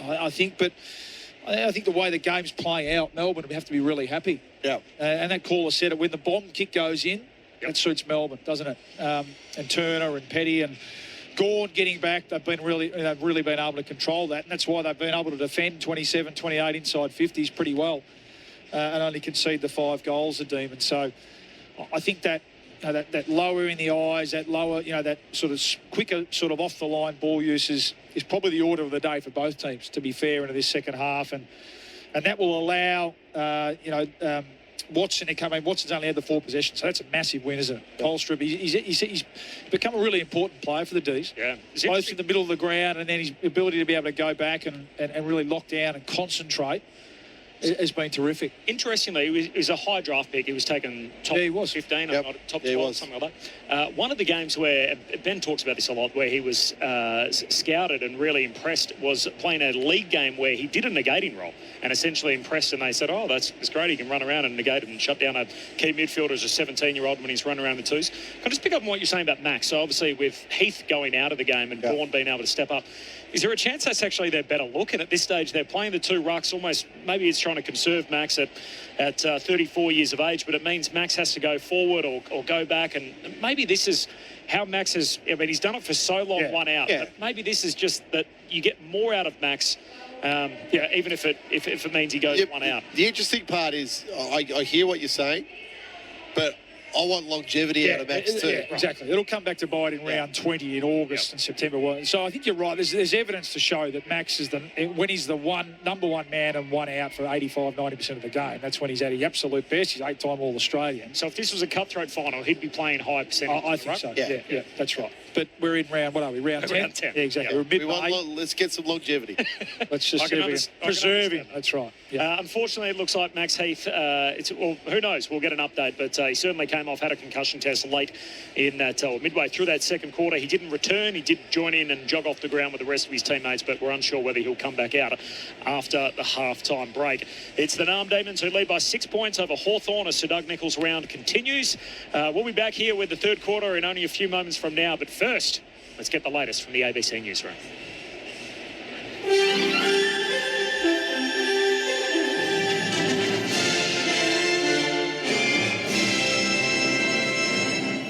Hello, this is ABC News with David Rowlands.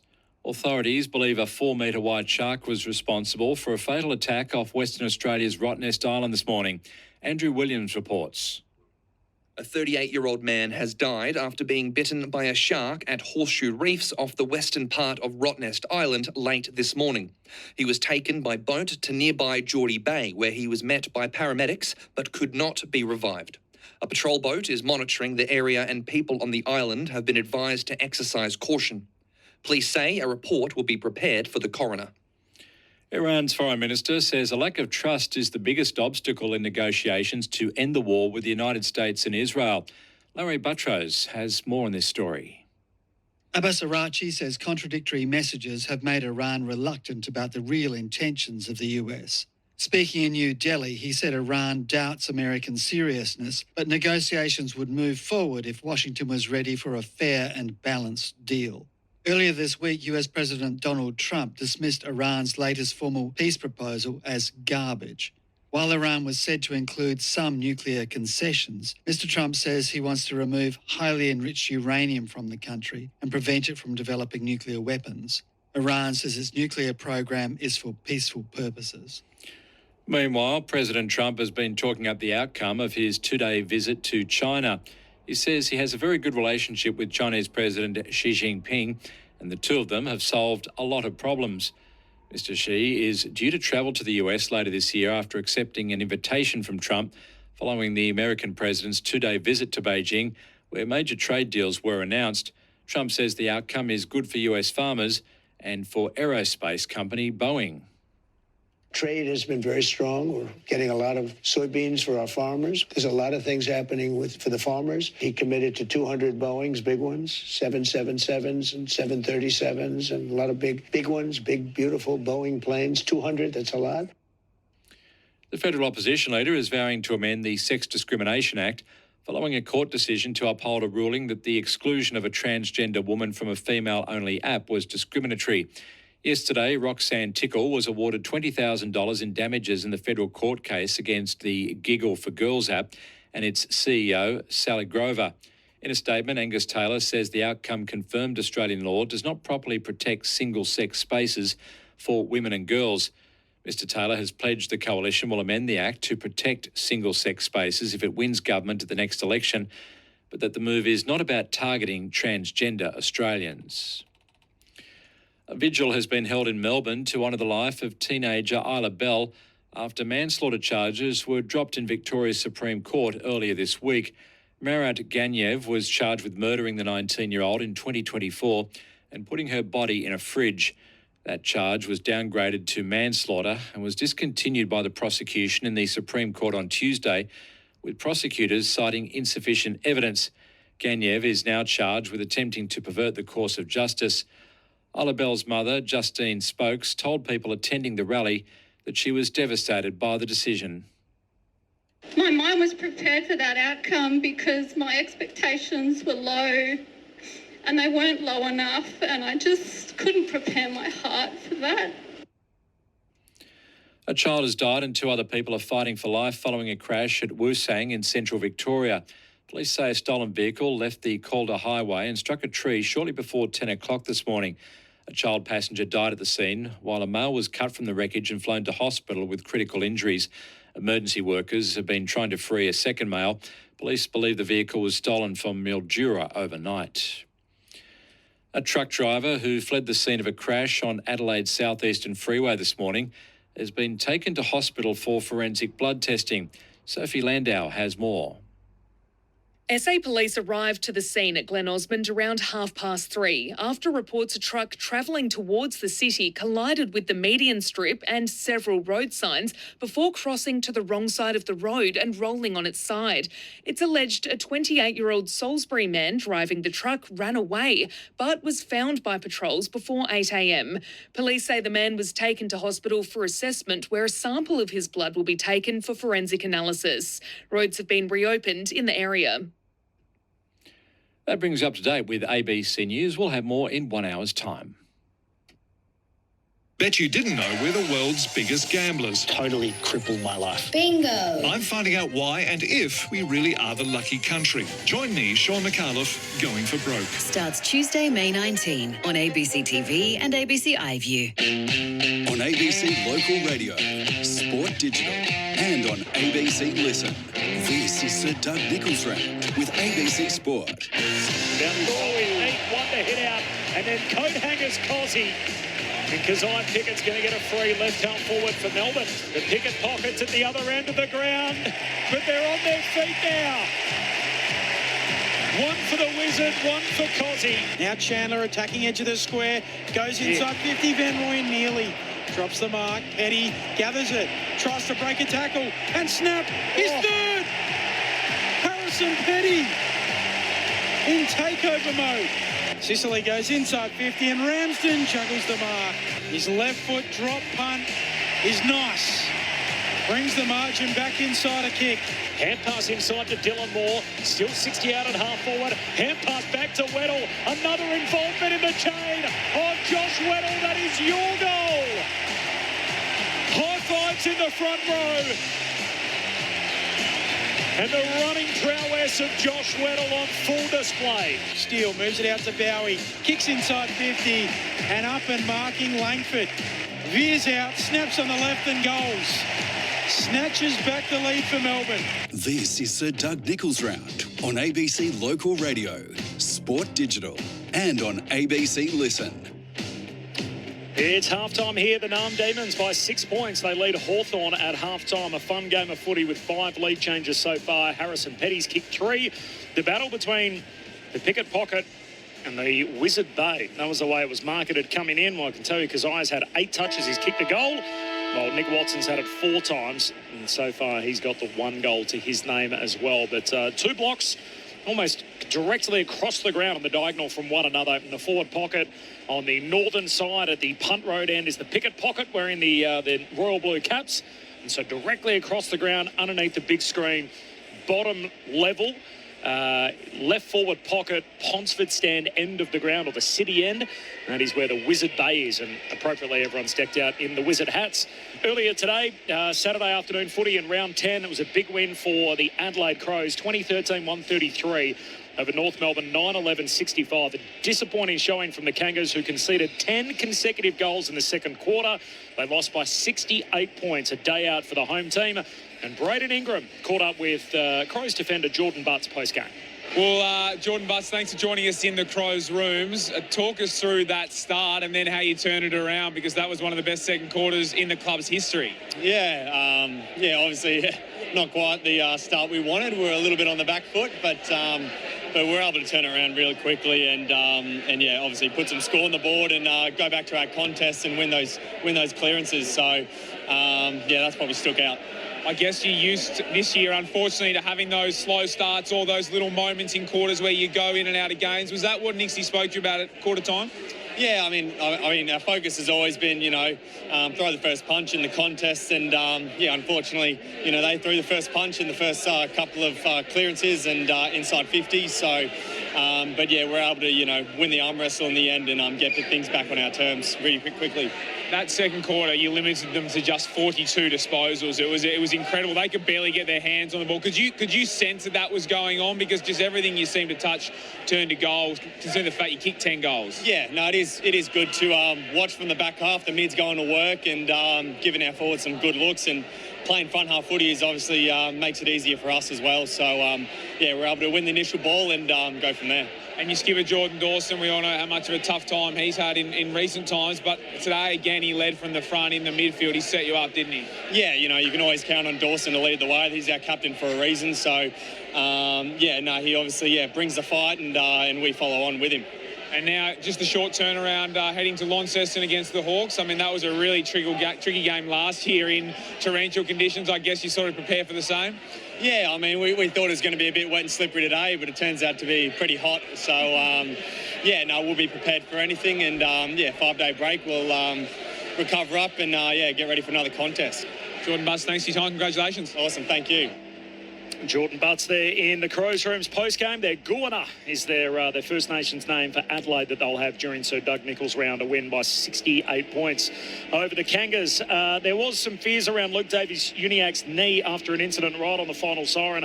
I told you in the second quarter that Davies-Uniacke dodging serious knee trouble, so that's good news. The club says that the doctors are happy with how he's presented and confident that he'll be okay. So the latest there on Luke Davies-Uniacke. Good news too from a Melbourne point of view. Max Heath has done the preliminary warm-up to start the second half. He's on the bench at present, but he still looks like he's actively involved in the game. Corbin Middlemas and Ben Cameron, Luke Ball, Adam Ramanauskas, your analysts, our premiership pair, Ray Chamberlain in the front row of the grandstand. He's been swarmed, Razor. More and more people gathering around, photos, the whole nine. Yep. The floodlights have taken over. The night sky has set in, and we've got a half a footy in front of us. The D's by 6. You're with Ben Cameron. Reeves taps it down to Newcomb. Hawthorn out of the middle. Huswaite, long left foot kick towards full forward. Lewis coming at the footy, doesn't mark it. Ball hits the deck, cleaning it up on the last line. Howes gets rid of it to Bowie. Exiting kick beyond the defensive 50, and Morrison carries out Langford. The two wingmen going at it. I mentioned earlier, Harry Morrison, the godson of the late Ken Judge, who coached Hawthorn in that merger game, and of course also wore number 1 at Hawthorn, the number now worn by Morrison. Famous game of footy. Might have to ask the folks or your grandparents about it. The youngsters out there now, 30 years ago from the boundary throw-in. Huswaite kicks to full forward. Fresh air on the spoil attempt. In the end, it ends up in the lap of Turner, and he kicks to the back pocket to the advantage of Cross. And the slow play Melbourne last line of defence. 6-point advantage. Opening minute of the third. All the way back to Lever. Lever short kick to Langdon. And gee, we're a long way away from those early season games with daylight savings still in effect and the twilight game almost completely during the daytime. Second half action here and before 6 o'clock and already pitch black skies above. Melbourne working down the wing. Langford, hand pass picked off. Sicily trying to get away from Fritsch. Hawthorn back with it through Ryan, then to Morrison, to Newcomb. Now out to McKenzie. Hawthorn away. McKenzie kicks up to half forward, coming out at McGuinness. Hands to it, doesn't complete the mark. Well, Lever. Thrown on the wing, and in fact, a lasso free kick, it will go to Lever. We're also nearly halfway through the season, Corb, you know. Yeah. We are. We're now in the middle of May. So Melbourne by 6 points. It's amazing how that sneaks up on you. Here we are. We're nowhere near the solstice, though, are we? No. Winter solstice. What date's that? It's dark, June 22. We've got another month June to go. 21. Yeah. It's dark early. Kick from Lever up the wing. I was thinking that the other day. Pitch black by sort of 5:30. Good. Have dinner earlier. Ball up on the wing. Melbourne by a goal. Off hands. McKenzie stripped of it. Morrison comes up with it for the Hawks. Handball away towards Guinea. Huswaite breaks the tackle, feeds it forward. Away to McGuinness, who moves it on to Moore. Hawthorn over halfway here. Moore pokes it over the top for Ginnivan. Ginnivan taking the mark and skipping back off it. Nothing he likes initially, so he looks into the pocket for his little mate, the Wizard. And Watson comes up to mark, 40 metres out. Very acute angle, right forward pocket. Well, they've come out of the gates sharp, Rama. I don't know if there was a Sam Mitchell sting in the halftime address, but one side's come out looking on top of the ground, led by Joe Newcomb, who you just thought was going to respond. Pretty quiet first half, wins the first centre clearance, already 3 possessions. Ginnivan involved a couple of times, and now Nick Watson. There's not much this man can't do. But he can't kick it from here on this occasion. Deer goes up, hands to it. Lewis ends up with the footy. Rushes a kick on goal, misses everything. Stays in play, and the Demons will emerge with the footy from their back pocket.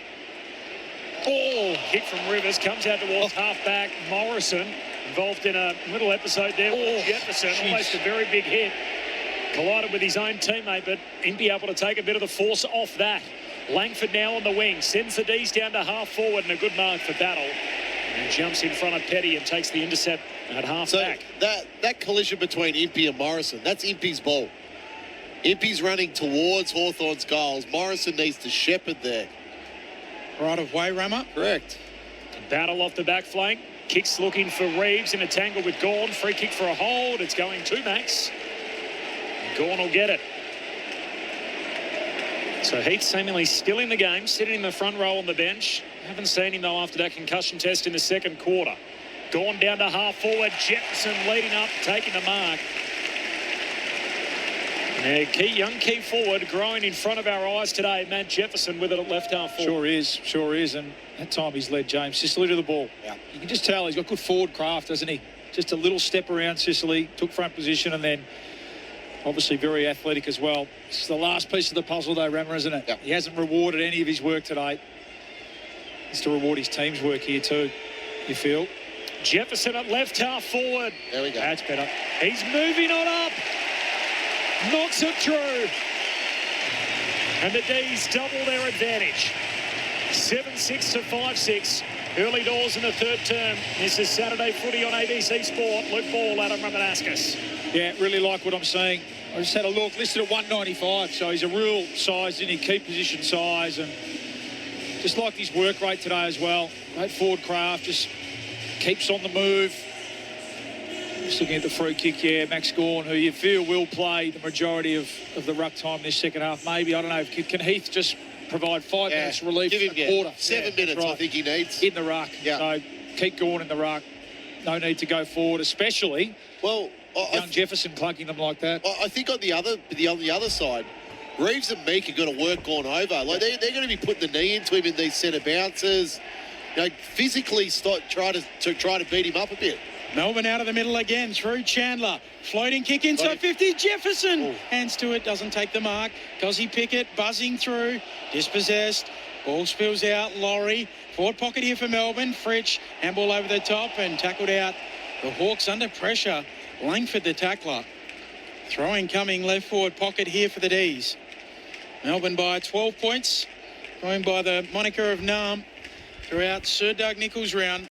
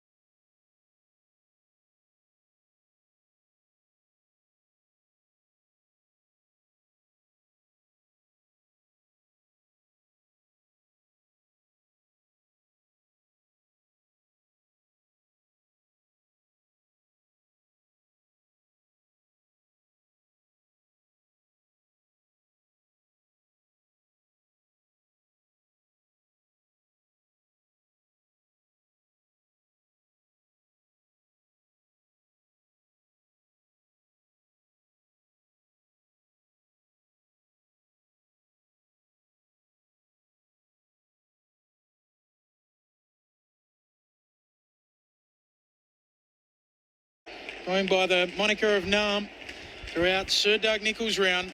50 stoppage for the D's. Reeves palms it down. Cozzy Pickett moving through. Clever doesn't take possession. Knocks it away to Rivers. Works his way through traffic. Kicks to full forward. Ross almost a one-hander. No free kick. Pack forms in front of him. Says I'll have it. And the ball up. I like this from the D's. Just a bit of hard work inside their forward 50 now. Lock it in. Make Hawthorn really defend you for a few minutes. See if they can continue to concentrate. Reeves wins the tap. Spills out to battle. The umpire's gone down. Ray won't be happy with that. He'll have a bit to say about that. Aaron Morrison with the kick up to the wing. Lever punches it away. Bowie attacks the footy. Inadvertently soccers it on to a nest of Hawks. Newcomb picks it up. Centre half back. Off to Hardwick. To Waymon. Handball errant. Allows in Petty. He inadvertently soccers it away. Rivers kicks it 5 metres. Gawn taps it on. Centre half forward here, the D's. And Huswaite takes it back for the men in brown and gold. He goes through the middle of the ground. Nice little kick there from Ryan. In fact, it was McKenzie. Goes short to Impey, who marks the middle of the G. Impey, high up and under inside 50. Kick might work. Deer in one direction. Howes the other. Howes can't complete the mark. Deer follows up. Tackles Howes. Says ball up. Left forward pocket for the Hawks. It was a clever kick from Impey. Yeah. Good contest. Kick. Required the courage. Well done, Howes. Oh, umpire doesn't wait. There we go, just tosses it up. Ball hits the deck, comes down Melbourne's way. Tolstrup hands it away to Turner. His kick misses Langford, his intended target. Runs onto it now, back pocket for the D's. Kicks in towards the corridor. Sharp doesn't gather it first time, does second. Melbourne ball. Moves it away, back to Rivers, who kicks on his left for Petty, forward of the wing. Handball releases the run of Langford. Loops the handball over the top. Steele, 60 out from home. Kicks long to full forward. They've got the numbers down there going after it. Jefferson hits the deck. Laurie snaps and goes. It's all happening at the MCG for Laurie B. Melbourne by 18 points. 8-6-54. Plays 5-6-36. 8 minutes into the third. Who was that? Laurie Bailey, was it? Bailey Laurie. No, terrific goal. But that is from one goal square to the other. And young Langford again, you can just see he's going to come off nosy. No, he's going to stay out there sucking in the big ones. He's got serious running power. He just worked. Didn't he? He worked for the back followed pocket. The kick. That's right. Sharp involved. The good runners. Petty again getting involved in the game. And in the end, we thought Jack Steele had an opportunity to lower his eyes, didn't he, and hit that kick inside 50. But the deep entry is worrying Hawthorn, has all day. Well, they just got exposed there, Hawthorn's defence. It wasn't just Bailey Fritsch who was alone inside forward 50. There was 2 other demons. So that's the overcommitment of the run that Hawthorn like to do. But if the ball turns over, they're in trouble. New game high. The Nam Demons up by 18. No clean possession out of the middle. Ed Langdon picks it off. He gets it away to Steele. Hand pass to Jath. Kicks out wide. Umpire right in the line of that kick. And in the end, it slides past Petty and Sicily and out of play. It's on top around the middle now. The Demons, the last couple of centre bounce clearances. Last disposal free for the Hawks. Sicily to take it. But nice work from Petty. Told to play on, move forward, smothered the kick. Man on the mark. Ball sits up for Harvey Langford. Hand pass out in front of Sparrow. Paddles it to his own advantage. Now hacks it off the deck with a volley down to half forward. Fritsch is getting a free. He was in a tangle with his direct opponent before. He'd even grabbed the footy, and young Ryan gives away the free. It's going Fritsch's way. Centering kick, dangerous to centre half forward. Intercepting Bowie, knocks it away to Langdon. Langdon goals! The D's are hot at the G. A 4-goal break. Melbourne's biggest lead of the day grows. 11 minutes into the third. It is 24 points. Nam 9-6, Hawthorn 5-6. Saturday footy on ABC Sport. Luke Ball, Adam Ramanauskas. Well, just a bit of chaos, really, inside forward 50. It wasn't a great kick by Bailey Fritsch. But then, there's a terrific attack on the footy by Bowie. Yep. There, just body lined it. Although he didn't take the ball, it was just going back in Melbourne's direction there. So, great contest. Then Langdon with the snap. But just every now and then, it doesn't need to be perfect. Doesn't need to be perfect going inside forward 50 because it puts the Hawthorn defenders under pressure. That 4-goal break that they have, the last 4 goals in the game, 3 in this third term, 1 before half-time. Hawthorn with the centre break, though. McDonald, a towering kick inside 50. Off the hands of the pack, hits the deck. McGuinness there for Hawthorn. After Moore, half forward. He'll kick inside 50. Brilliantly done. That's good. Found a hole somewhere in the defence. Yep. And Lewis leads up to mark. 35 out, 30-degree angle to the right. It's working a phone box, wasn't it? No space at all there. That's Dylan Moore at his best. And just a kick that drew Mitch Lewis, who started well, didn't he? But drifted out of the game in that second quarter. All of a sudden, this is a critical kick. Mitch Lewis on the approach. Puts his laces through it, and that did not deviate. He's got a couple, and it's back to 3 goals, the deficit for Hawthorn. Melbourne 9-6-60.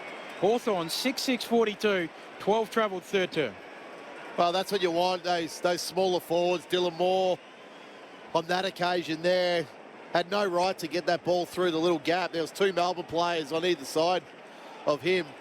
This again, Mitch Lewis just leads at the footy. He's just an honest forward, Mitch Lewis. So that's what you, as a kid, when you're kicking the ball from the midfield, all you want to do is somebody coming at your eye, somebody coming at your kicking leg, and Mitch Lewis does it extraordinarily well, but that was must needed by the Hawks there. The game was just starting to slip away.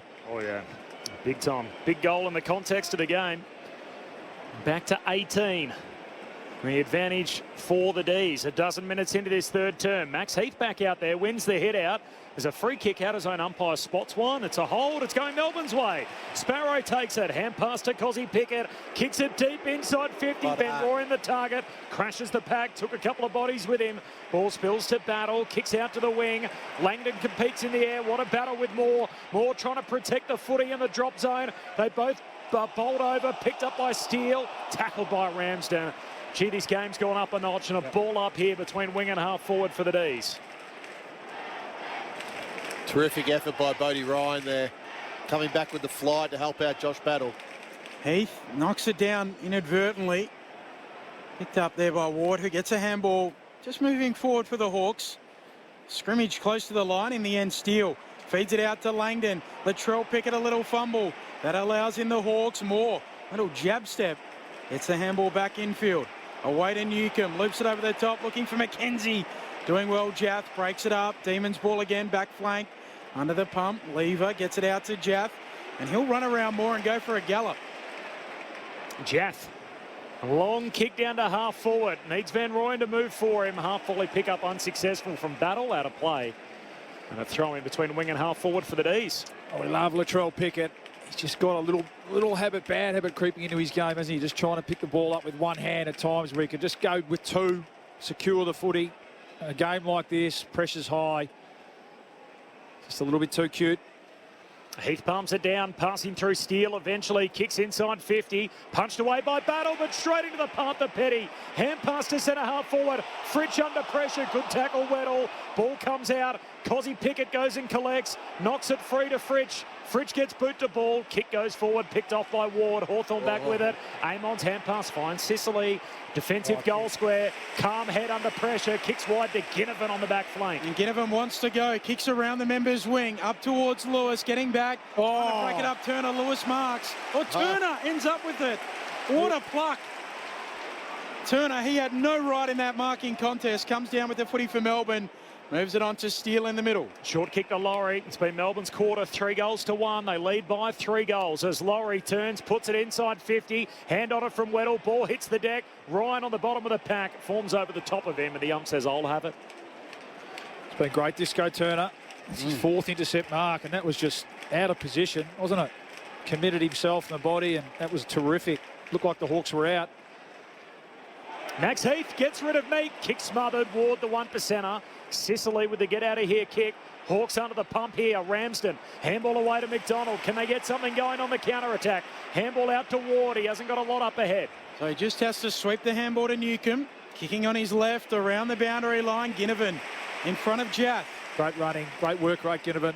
Kicks infield to Moore. Hawthorn in their forward half. Up to half forward. McDonald kicks to a pack of Hawks. Morrison at full forward. The winger slides in and takes the mark. 15 out directly in front. That's what they can do to you, Hawthorn. When they're not going that well in a quarter or 10 minutes of football, their foot skills can get them back into the game. It's a perfect example there. Melbourne have had all the running, really, in this quarter. Well, he was born to play for Hawthorn. With a godfather like Ken Judge, and his drop punt is through. His first major of the season, and it's back to 2 goals. 9-6-60 plays 7-6-48. The Hawks are hanging around Adam Ramanauskas and Luke Ball. Well, they certainly are hanging around, but Melbourne are certainly having the better of the quarter, you feel. So inside 50s now for this quarter, 8-6 in Melbourne's favour. And even but what Hawthorn are doing, as I mentioned, is when they're having their little moments of good play, it's just purely through ball movement. It's not through winning clearance, it's not through tackle and pressure. It's just, okay, when we win the ball, we've got to go. That was a perfect example there. So you look, gets to Ginnivan, then inside to Connor McDonald, who plays on. More to McDonald. It's the usual suspects, isn't it? Just the work rate, incredible. Ginnivan, Moore, McDonald. It's how they Hawks train. Weapon. They train ball movement, Hawthorn. Mead comes up with it at the restart. Shot a hand pass forward for Hawthorn, but straight to Ed Langdon. He intercepts for Melbourne, gives it to Rivers, handball to Heath. Heath pumps a kick down to half forward. Kind bounce for Van Rooyen. Now it runs away from him. Impey gets back to lend a hand. Handball away to Battle. Handball to Hardwick. Hardwick off the back flank. Kicks down the wing. Chanquoth Jath got up. Spoils it. Back into the ruck. Knocked away by Sparrow. To Jath. Hand pass to Steele. Steele kicks to half forward. Missed Latrell Pickett. Hawthorn back with it. Impey took him on and lost. Great chase down tackle from Fritsch. He was worried about Latrell Pickett. He did not hear Bailey Fritsch coming. Fritsch goes short with the kick and Steele drops in the hole at left half forward to mark. Fritsch wants it back. Receives. Left footer on the run. Bailey Fritsch. Superb. The sharpshooter. He deserved the goal after the chase down tackle. He did. And Bailey Fritsch is doing it both with and without the footy. Melbourne by 3 goals. 18 minutes gone in the third. 10-6 to 7-6. Saturday footy on ABC Sport. D's by 18. I think we had the same reaction, Ram. Wow, there can't be a lower percentage play, really. There, so Jack Steele's taken the mark, probably about 48 metres out. It's off the back of really good forward pressure by both Fritsch and Pickett. Latrell Pickett, that is. But then Bailey Smith goes wide to Jack Steele, just inside forward 50. Then wraps around the back, and he's virtually on the boundary line at 50. But that's the skill level of this man. Yep. He looks so casual as a footballer so often, but... Left foot against the fence. I love it when up here you guys are about to say Jack Steele shouldn't have given it, Fritsch shouldn't have asked for it, and then it goes through and you think, but that's pure talent. Yeah. Going out of the middle for Melbourne. They lead by 18. Inside 50. Bouncing ball. Laurie gathers for Melbourne. Handball, a turnover to Weddle. His handball back into the mark, and it allows in the D. Sparrow fighting after it. Done. Gets it out. Here's Laurie again. Kick smothered. Ricochets away. Huswaite coughs it up. Laurie wins it for Melbourne. Jefferson. The D's again by 4 goals. His second. And they're 11-6-72, leading Hawthorn 7-6-48.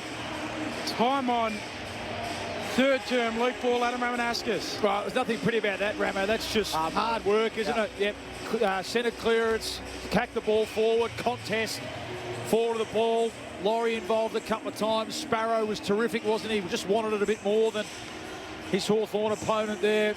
And young Jefferson is really starting to emerge. Forcing the ball forward, creating the panic, creating the error from the Hawks defenders, and great response because he just felt like the Hawks had steadied a bit, but that's just forward pressure and effort, isn't it? And a nice finish from young Jefferson. Fun game of footy. 5 goals to 2 in the quarter, Melbourne's way. Big tackle, Cozzy Pickett. In the middle on Nick Watson. That's what we came to see. Ball spits out. Rivers kicks to half forward and an intercept mark for Hardwick. We're now in time on in this third term. It's a 4-goal advantage for the Hawks. Hardwick goes back to Ryan. Kicks in the middle of the ground for Hawthorn to Ward. Told to play on. Sparrow goes at him under pressure. Hand pass goes back to Ryan. Handball back to Ward. Melbourne well set up. Kicks laterally across the ground and finds Morrison, who keeps it moving back to Ward. Ward kicks inside 50 for Hawthorn and Jack. Intercept marks, back pocket. Little sore there. Chaincoth Jath, who's had a wretched run with soft tissue injuries. Boy. That's crap. Yeah, it looks like me running around the tan there as he ambles away with it and kicks up to the wing, bounces off the hands of the pack, and at ground level, gathered by D'Ambrosio, who chips it short. Hawthorn with some go forward. Lewis steps his man on the mark. He'll look deep inside 50. Can't find a target. Bouncing ball, and Gawn will get there first. The big man gets all the way down. Ground ball win. Handball away to Rivers. Gives it to Turner. Kicks up to the wing. Seagulls spread. Picked up by Latrell Pickett, who's off and running. 2 bounces. He tries to take on Amon, and he's caught. Tried to do a little too much, Latrell, and Carl Amon came and got him with the veteran moves. Well, he was dawdling Carl Amon. He was. Kick back inboard from Amon, eventually gets to Impey. Away go the Hawks, advantage applied. Impey into an open forward line. Down to the Wizard, Watson. Got away from Tolstrup and takes the mark in a one-on-one. And the Wizard just edges his direct opponent underneath the footy. He'll shoot from 25 out straight in front. Latrell is just sometimes, again, doesn't all have to be brilliant and special, does it? Just the basics. They had one-on-ones ahead of the footy. He had Cozzy, didn't he, deep one-on-one. Just get the ball in deep, and it's amazing how quickly it's just gone straight down the other end. To Spready's dust on this game. Nick Watson sneaks it through. That's his second and keeps the Hawks in touch. 23 gone in the third, 8-6 to 11-6. It's an 18-point lead for the Narm Demons. This is Saturday footy on ABC Sport, late Q3. You just feel like with Latrell Pickett, every possession he gets, he wants it to be a highlight. Yeah. And look, that'll come out of his game. That'll come out of his game, no doubt. He's a first-year player. But yeah, I think anybody's foundations of their games have got to be doing the fundamentals well. Now, he had a lead coming at him, but he wanted to come back inside. Now, Carl Amon was just dawdling. He was dawdling after that tackle. And because Latrell gave him the opportunity to close space, in the end, well, it was an easy tackle. But again, Hawthorn's ball movement down the other end, they score. A restart in the middle. Gawn paddles it down to himself. McKenzie goes in for Hawthorn. Gets rid of it to Huswaite, to Newcomb, to Amon. Off half back through the middle of the ground. Kicks into the attacking 50 and Turner. Sells a little bit of candy and emerges with it for Melbourne. He'll kick up to half forward. Fritsch goes up. Doesn't come down with it. Ball. Sicily caught. Might have been caught holding the ball. Fritsch runs away with it. Half forward for Melbourne. Kicks to full forward. Gets back. Again. Punches it through. Saves the day for the Hawks. Melbourne by 19. Yeah, really good job in Impey. Into the back pocket. Morrison marks and goes short with his kick.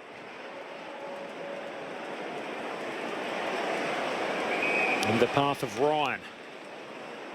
In his second game. Spots up Amon, who marks at centre half back. Lays it off by hand to Impey. Hawks running out of the D50. Margin is 19. The D's way through the corridor. It's not clean, but it got to Huswaite. Had a little fumble at a critical moment. Scooped up by Newcomb. His hand pass swatted back in the other direction. D's on through the middle. Cozzy with the 1-2. Tries to paddle it on the second time. Still no clean collect. Pickett knocks it on again, but straight to Newcomb. Hawthorn back the other way. Gives it to Amon, and it kicks a turnover. Mark taken by Howes. Defensive side of the centre square. Sharp's on here. Long kick to Langford. Langford looks into an open forward 50, turns it over cold. Battle in the perfect teasing distance. Drops back, takes the intercept mark. And he shorts it away to Jarman Impey. 40 out from his defensive goal. Handball to Battle. Battle kicks out very wide. 2-on-1 there for the Hawks, and D'Ambrosio shown his capabilities upstairs in recent weeks. Takes a nice overhead mark. Moves it over the top to McKenzie. Backward of the logo. Southern side of the ground. Shorts it again to McDonald. Connor McDonald in game 100 with his good mate Jack Ginnivan. Melbourne by 19 points. Driving kick inside 50 from McDonald. Reeves a hand on it. Ramsden there as well. Tolstrup ends up with it. Ramsden tackles him to ground. Ray Chamberlain. As you see the Hawks start to play a bit of tempo footy, there's a lot of work getting done on the calves, on the interchange benches. The players come off that trip back from Perth, starting to take a toll, I think. Only one win in the last 4 for teams returning from Perth the next week. From the restart, Huswaite squares the kick forward, puts it out on the full. It's still warm down there, Chamber, although I noticed you put the jumper on, you put the guns away. Poor choice. The black tank top on before, hence all the autographs, I would have thought. But little temperatures dropped a little bit, obviously. Still a beautiful 20.6 degrees down here. It's a poor choice. I'm sweating it up. Here's Lever, last line of defence. Been the D's quarter. Let's take some sting out of it late here. Short kick to Ed Langdon. Generally, we've only seen them in one mode, Melbourne, haven't we? Their best form of defence is ordinarily more attack. Long kick down the wing. Jefferson flies, no mark. Spills down to Connor McDonald. Hand pass back into dispute. Jefferson bobs up again. Kicks in the middle of the ground. Things open up for Chandler. Chandler kicks inside an open forward 50. Latrell. 2-on-1 Melbourne. Fritsch has got it. Fritsch to the mouth of goal. And Latrell screaming for it.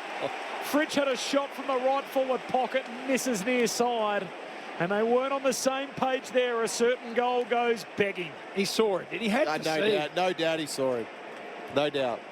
D's by 20, 28 gone in the third. Yeah, that's not good enough by Bailey Fritsch.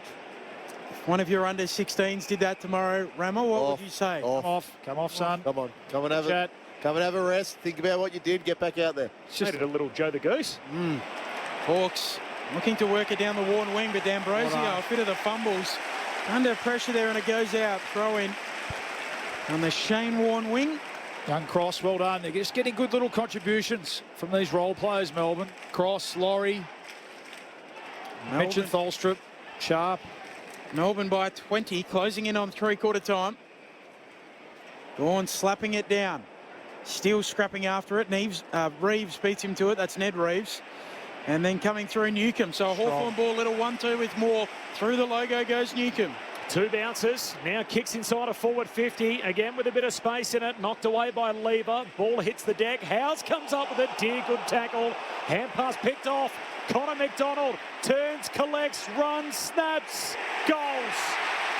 One in his milestone game.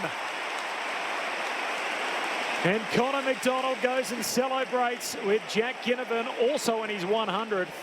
And Hawthorn with a critical goal moments before three-quarter time. Deficit back to 14.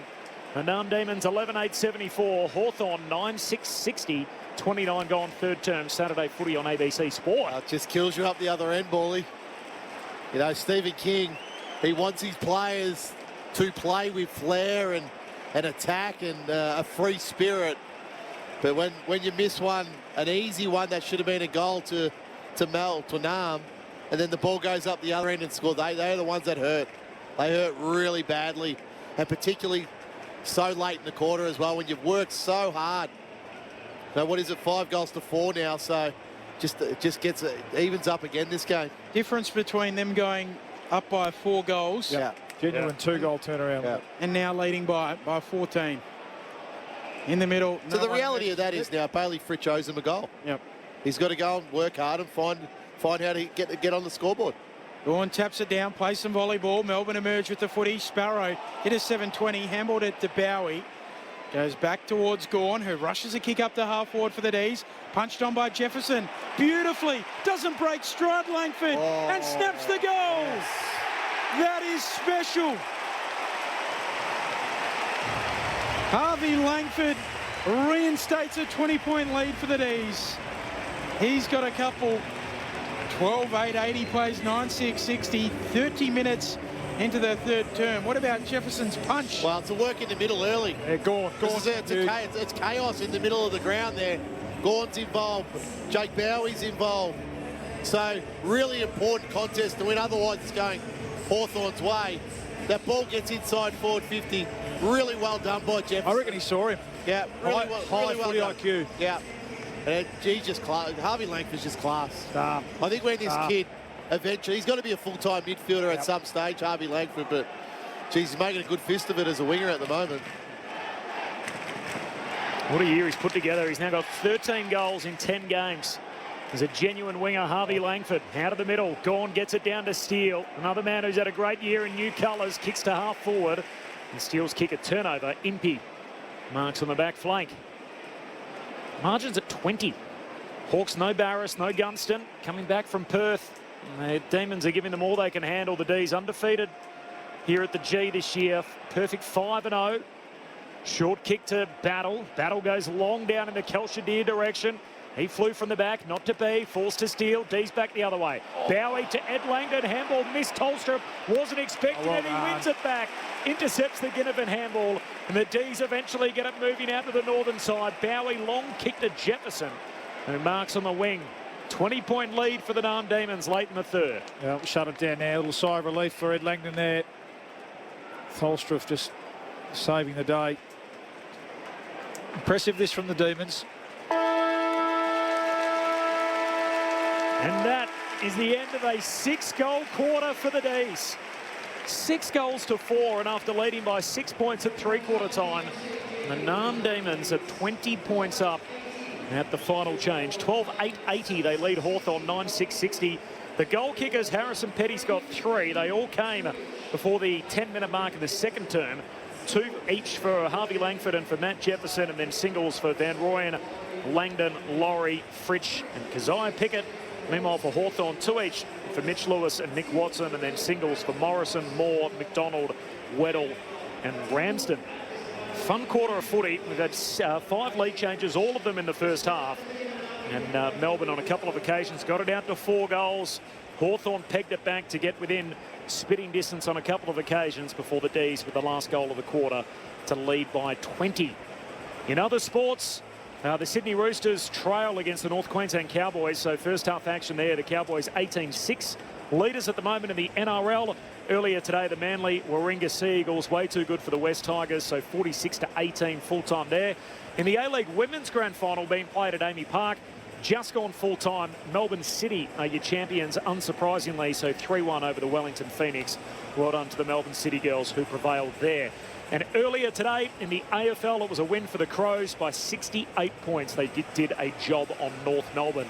The thoughts of Bawley and Rama coming up in just a moment. Plus, there's still a game to come. Saturday footy of round 10. It is Carlton under their new caretaker coach up against the Western Bulldogs. We'll tell you more about that next. Saturday footy on ABC Sport. This is going to be quite a ride. Every dream restoration starts with something worth holding on to. We were in love. We figured we'd work it out. Restoration Australia. This is magnificent. Back May 21 on ABC TV and ABC iView. On ABC Local Radio, Sport Digital, and on ABC Listen. This is Sir Doug Nicholls Round with ABC Sport. Steele, 60 out from home. Hicks long to full forward. They've got the numbers down there going after it. Jefferson hits the deck. Laurie snaps and goes. It's all happening at the MCG for Laurie B. Melbourne by 18 points. Hawthorn back with it. Impey took him on and lost. Great chase down tackle from Fritsch. Fritsch goes short with the kick and Steele drops in the hole at left half forward to mark. Fritsch wants it back. Receives. Left footer on the run. Bailey Fritsch. Superb. The sharpshooter. Kick back inboard from Amon. Eventually gets to Impey. Away go the Hawks. Advantage applied. Impey into an open forward line. Down to the Wizard. Watson. Got away from Tolstrup and takes the mark. To spread his dust on this game, Nick Watson sneaks it through. That's his second. Ball hits the deck. Howes comes up with a dig. Good tackle. Hand pass picked off. Connor McDonald turns, collects, runs, snaps, goals. One in his milestone game. Bowie goes back towards Gawn, who rushes a kick up to half forward for the D's. Punched on by Jefferson. Beautifully. Doesn't break stride Langford and snaps the goals. That is special. Harvey Langford reinstates a 20-point lead for the D's. This is Sir Doug Nicholls Round on ABC Local Radio, Sport Digital, and on ABC Listen. We got a good one going here at the MCG. It is the Narm Demons by 20 over Hawthorn as Sir Doug Nicholls' round rolls on, round 10 of the AFL Premiership season. Our next stop just across town under the roof at Docklands. It is Carlton and the Western Bulldogs, the Blues under their new caretaker coach Josh Fraser. And Matt Clinch is heading up the call for us. Clinchy. Corby, the 8th consecutive loss was the decision that Michael Voss was departing, and as you said, Josh Fraser takes over, so 1 win and 8 losses, trying to string 4 quarters together.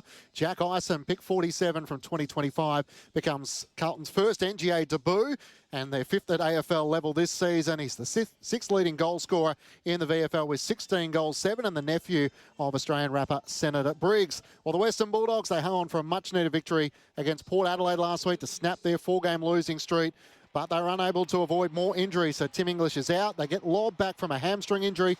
Emmett and Davidson are the other 2 players who come back in. So a challenge once more for the banged-up Dogs. It will be Carlton who finally get their circuit breaker. All to come on Saturday night alongside Nathan Burke and Brent Harvey, Lauren Borden and Poppy Penny on the boundary. It's the Blues taking on the Bulldogs. After you guys. Thanks, Clinchy. Looking forward to that. Blues Dogs to come tonight. Fair bit to happen here yet, Ram, in the next 30 minutes. Melbourne by 20. Well, I still think there's a bit to play out in this game. Hawthorn, Melbourne clearly had the better of that quarter, but Hawthorn just found a way to hang in there with 4 goals, and the 4 goals were really on rebound. So just transition, execution with ball movement, and off they went, whereas Melbourne did the hard work in that quarter. So whether it was forward pressure, whether it was defending behind the ball. So Bailey Fritsch, we speak about him being selfish and not giving that handball, but he's had a terrific quarter. He's had 9 possessions and kicked the goal and had 4 score involvements. So, but it's just those little moments that you look at, and that's what you remember from the quarter with Bailey Fritsch. You don't remember the other good stuff that he did. Like Hawthorn, they're overcommitting their run from defence. Like there's too many defenders going and not enough defenders staying. Now, usually Barras is back there with Josh Battle and they can look after it. But Battle's having to do a lot of that by himself. And we mentioned Disco Turner. He had a terrific quarter there behind the ball. So is that personnel or is that a leadership void? Personnel. Right, yeah. Yeah, well, when you got Sicily, Weddle, Impey, Amon, all before 4 of them that just want to go. Right. You got to weigh that up and go, well, we can't all go. Well, some of us have to stay back and help Josh. Well, and you're just looking at Sam Mitchell. I just wonder at what stage and which of the magnets gets spun here in the last quarter. We see him do that. Well, who's going to win the game for Hawthorn? Yeah, so is it Weddle? Does he go forward? Yeah. Is it Sicily? Does he go forward? And they go 1 short ahead of the ball. You think about who they picked too. So Huswaite, Deere, Morrison, McGuinness comes in. There's no like-for-like replacement there for Barras. So it's been an interesting element, him being absent in that back half. No Gunston, no Barras. The Narm Demons by 20 points, trying to keep their perfect record here at the G intact as we start this final term. Meek wins the hit out, but he's opposing ruckman. Big Max Gawn comes up with it, kicks inside 50, punched away from Jefferson at the drop, Sharp. Handball away to Chandler. He kicks the full forward. Petty trying to hold out his direct line and it'll slide through. Chandler from outside 50. New game high early in the final term, and the Narm Demons are still growing. It's up to 26 points, the D's lead, 13-8-86, Hawthorn 9-6-60. We're only 30 seconds into the final term. Big Gord again, wasn't it? And we spoke about it at half-time, didn't we? So Heath goes down. Look, he's still out there. He's still, there to play a relief role, but it's almost like Maxie said, righto, this is my time, this is my moment. No more relieving me forward. Get me into the middle. It's where I do my best work. Beautiful clearance. So the problem with that right there, Bally, is so that's Weddle's direct opponent in Kade Chandler. Before the ball's won by Hawthorn, he's already looking to go on the offensive. So Melbourne win the ball. The handball slides out, a handball release backwards. But Weddle's already thinking offense rather than defense. He's some sort of a year, Chandler. He's another one who's really improved his game. 12th goal for the year.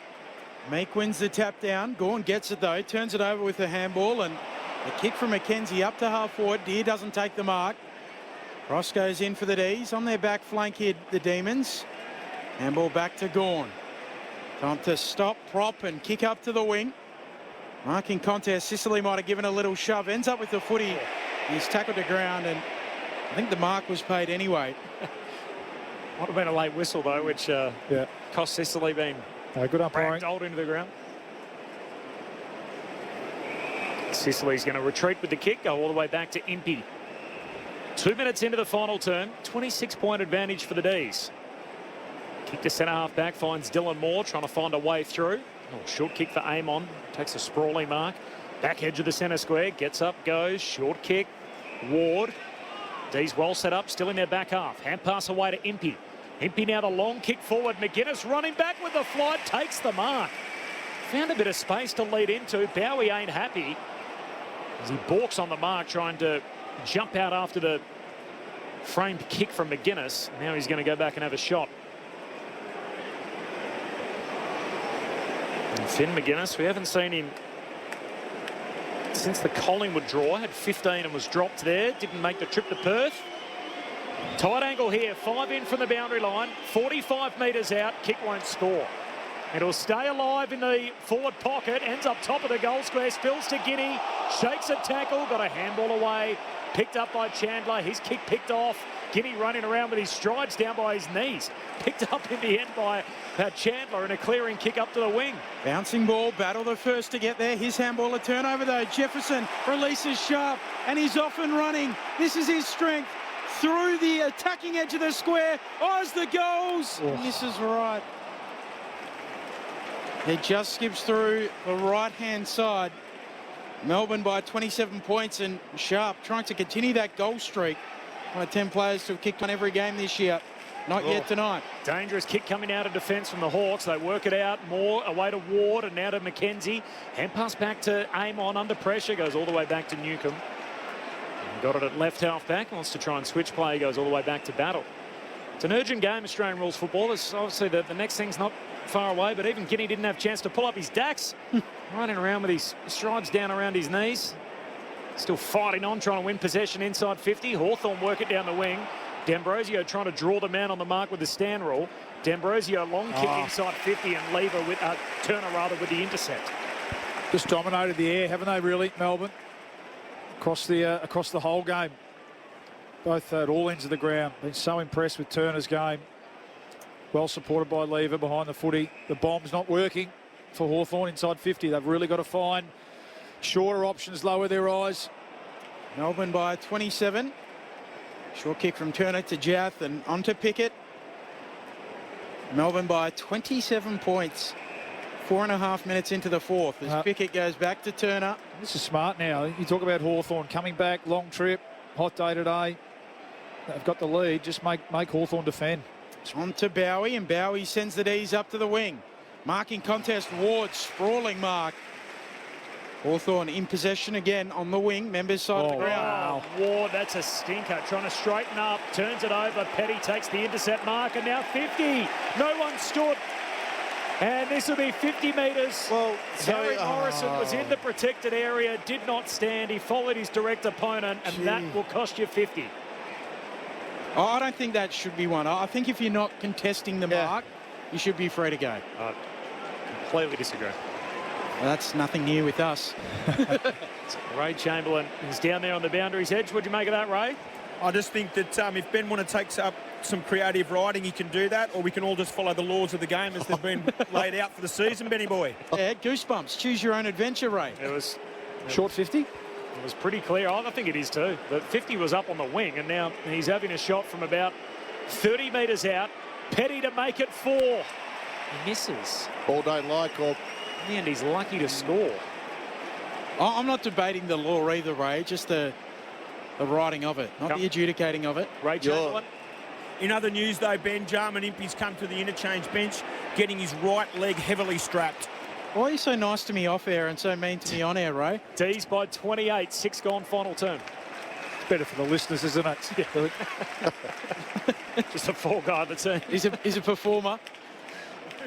Ball up in the middle, Melbourne by 28. Meek slaps it to the outside. Players in pursuit on the logo of the wing, slapped on there by Cross. Weddle and Latrell Pickett. Latrell Pickett just bundles Weddle out of the way, slaps it onto Cross. Cross's handball goes forward for the Hawks, and it's picked up by Husway. On the logo, he'll kick up towards half forward. Launching the wizard. He got mightily high. Doesn't come down with the footy. Lewis is there. Ramsden too. Hawks at half forward. Newcomb goes in. Slips the tackle. Retreating now. Running back into the middle of the MCG, Newcomb, clever kick. Dylan Moore finds some space, just out of reach. Moore in the pocket. Hand pass inside to the wizard. He's tackled, he's scored, holding the ball. Cozzy Pickett wins that battle. And the Pickett pocket gets the nod over the Wizard Bay. That was just a classic tackle there by Cozzy Pickett. Drop the shoulder and then hang on. Nick Watson wanted to run through it. Good luck. 2 blocks at the G. Blocked out for those 2 individuals this afternoon. The clearing kick, though, picked off. Weddle goes all the way back with the kick to Hardwick. Switches across the ground to Battle. Short kick to Morrison, just over halfway. Hawks chasing the game. It's the D's by 28. Morrison back to Battle. Driving ball to full forward. Pack forms through the hands of Cross, and the ball goes out right as the Hawks were about to arrive. Big fan of this Bay stuff. I think it's a good idea. Yeah, I like it. Yeah. Little nod to both players. And finding it hard to score here, the Hawks, aren't they? Bay 13 virtually empty as well. I'm not sure what's going on there. Hawthorn just can't find a consistent winner inside their forward 50. Throw in forward pocket. Meek and Gorn both with hands on it. Coming through Watson. Out to Ginnivan. Stop. Prop. Snap. Miss. Sent one of the D's defenders in Tolstrup sprawling. Trying to smother. Couldn't quite finish the deed. Guinea. Melbourne by 27. 8 played in this fourth.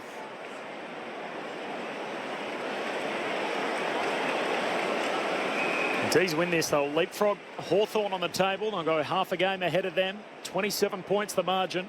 Bowie takes some ground, goes long up to the wing. Offhand spills to Chandler. Handball away to Sparrow. Hooks a kick over the body.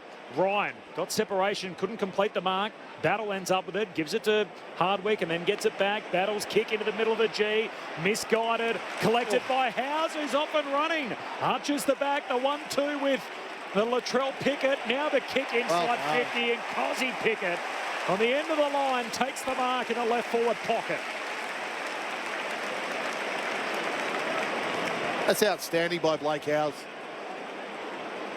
Just attack the football, attack the loose football inside the centre. Gets a handball, another one back, and delivers inside forward 50. Had a good day. Yeah. 16 possessions. How sweet this would be for Cozzy. In front of the Wizard Bay. Melbourne's own magic man. Cozzy Pickett knocks it through. And this game's just about out of hand. 33 points is the D's advantage. Cozzy's got a couple.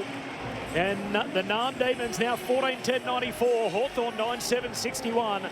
10 gone in the final turn. Saturday footy on ABC Sport. He just wanted the footy, didn't he? Just made it his, Blake Howes. And it's been the order of the day from these Demons players. And just been so impressed by, we've said it a few times now, these role players, these players that are working hard to find their spot in the team, have all played like that today. And Howes is the latest example of it there. And then Cozzy, who's had a tough day, we know that, in terms of finding time and space. Hasn't done a heap of the footy, 13 possessions, but since quarter time, he's really worked hard, hasn't he? And it's funny, you lay the big tackle down this end of the ground, and you get your reward down the other end of the ground. He taps it down. Sparrow receives it. Forward handball for Melbourne. Steele stepping through traffic. He'll kick high to full forward for Melbourne. Marking contest. No one marks. Fritsch roves, though. Gets a handball out. Sharp, he goes. The streak's alive. And Melbourne, maybe we need to rethink what they are in 2026. 15-10-100. Plays 9-7-61. 11 into the fourth. Rummer and Borley. Well, you go back to the centre bounce. Jack Steele just enormous there. A ground ball get, hard ball get, whatever you want to call it. He made that football his own, Jack Steele. So he's so unassuming in this team. I saw Jack Viney at half-time in the Melbourne room. It's going to be interesting when he is available, Jack Viney, and what they do. So, but this Melbourne team look good. They look good. They've got so many more contributors now. Yeah. That reliance that they had on Petrarca and Oliver through the midfield for so long, it's simply gone. Yeah, they're tough, aren't they? They've just been a bit harder than the Hawks today, it has to be said. That was Fritsch wanting the footy, setting up with a goal assist. Terrific. 7th time this year they've kicked 100 points in 11 games. One other occasion they kicked 99. Sparrow out of the middle, another forward 50 entry, offhand spills to Jefferson, pokes the kick to Van Rooyen. He can walk it in. It's all fun and games for the Demons. Van Rooyen's got a couple, and the party is ongoing for the Narn Demons. 16-10-106, Hawthorn 9-7-61. Are we in blowout mode? It's up to 45 points. No, we're in blowout mode for sure now. So we knew with the outs that Hawthorn had coming into this game, it was going to be tough, but they're making Hawthorn look pedestrian now in this last quarter. The run again, centre bounce ball in. Yeah, well, not pretty, isn't it? Just it's simple sometimes, isn't it? Centre bounce, Sparrow wins it. Long kick forward, get the contest. Fritsch again, been really impressed by him. And then Jefferson, high footy IQ, Matty Jefferson. Could have blazed away. Yep. Great vision, popped it over the top. Van Rooyen, easy goal. Back in the middle, fighting after it. Sparrow dispossessed, steal again. 22nd disposal for him.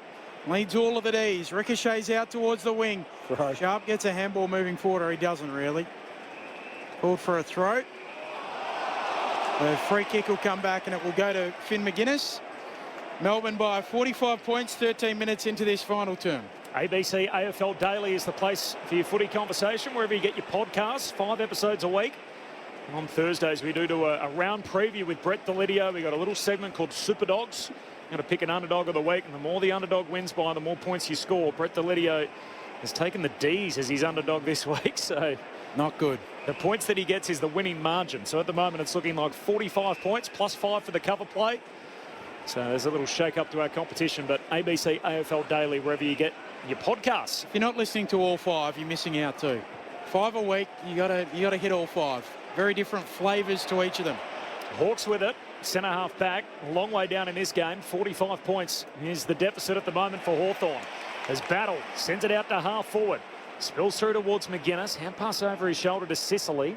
Sicily looks inside the attacking arc. They come from all directions. Well, trying to rip it down. Is the mark going to be paid? It is. The Moose. Max Heath at half back. Like his mentor Max gone. You get him back in defensive 50 and taking a neat intercept mark. Goes back to Lever and into the pocket for Chankwath Jath. And he lifts his kick out of the defensive 50 for Laurie. Melbourne kicking it around this member's wing. Forward of the centre line now for Cross. He lifts the handball over the top to Sparrow, who's run on. He can do the same. Chandler, high half forward, has men in the corridor. Looks further afield towards full forward. 3 Ds are there. No one can mark. Sicily does well in the end, and the Hawks come up with it. Fullback. Ginnivan to McDonald, to D'Ambrosio, who runs through the corridor. Some indecision, not a heap of options up ahead. Sweeps a hand pass to Lewis, still inside the centre square. Dabs a kick inside 50, wrong foot's Ramsden. And another turnover. And Melbourne with a heap of numbers back to support. Turner goes on a little run himself. 2 bounces, kicks laterally and finds Ed Langdon. And this has been a day for the Demons. Ben posed the question, does it make you rethink what the D's are capable of with another big scalp and now a perfect 6-0 record? Yeah, absolutely. At the G. G. Been so impressed. Just it's the way they've gone about it too. So stout in defence and miserly. The pressure's been enormous. It's a Hawthorn team that are hard to tackle at times, Rama, and just their role players like we've spoken about. I'm just getting such a great even contribution across the ground.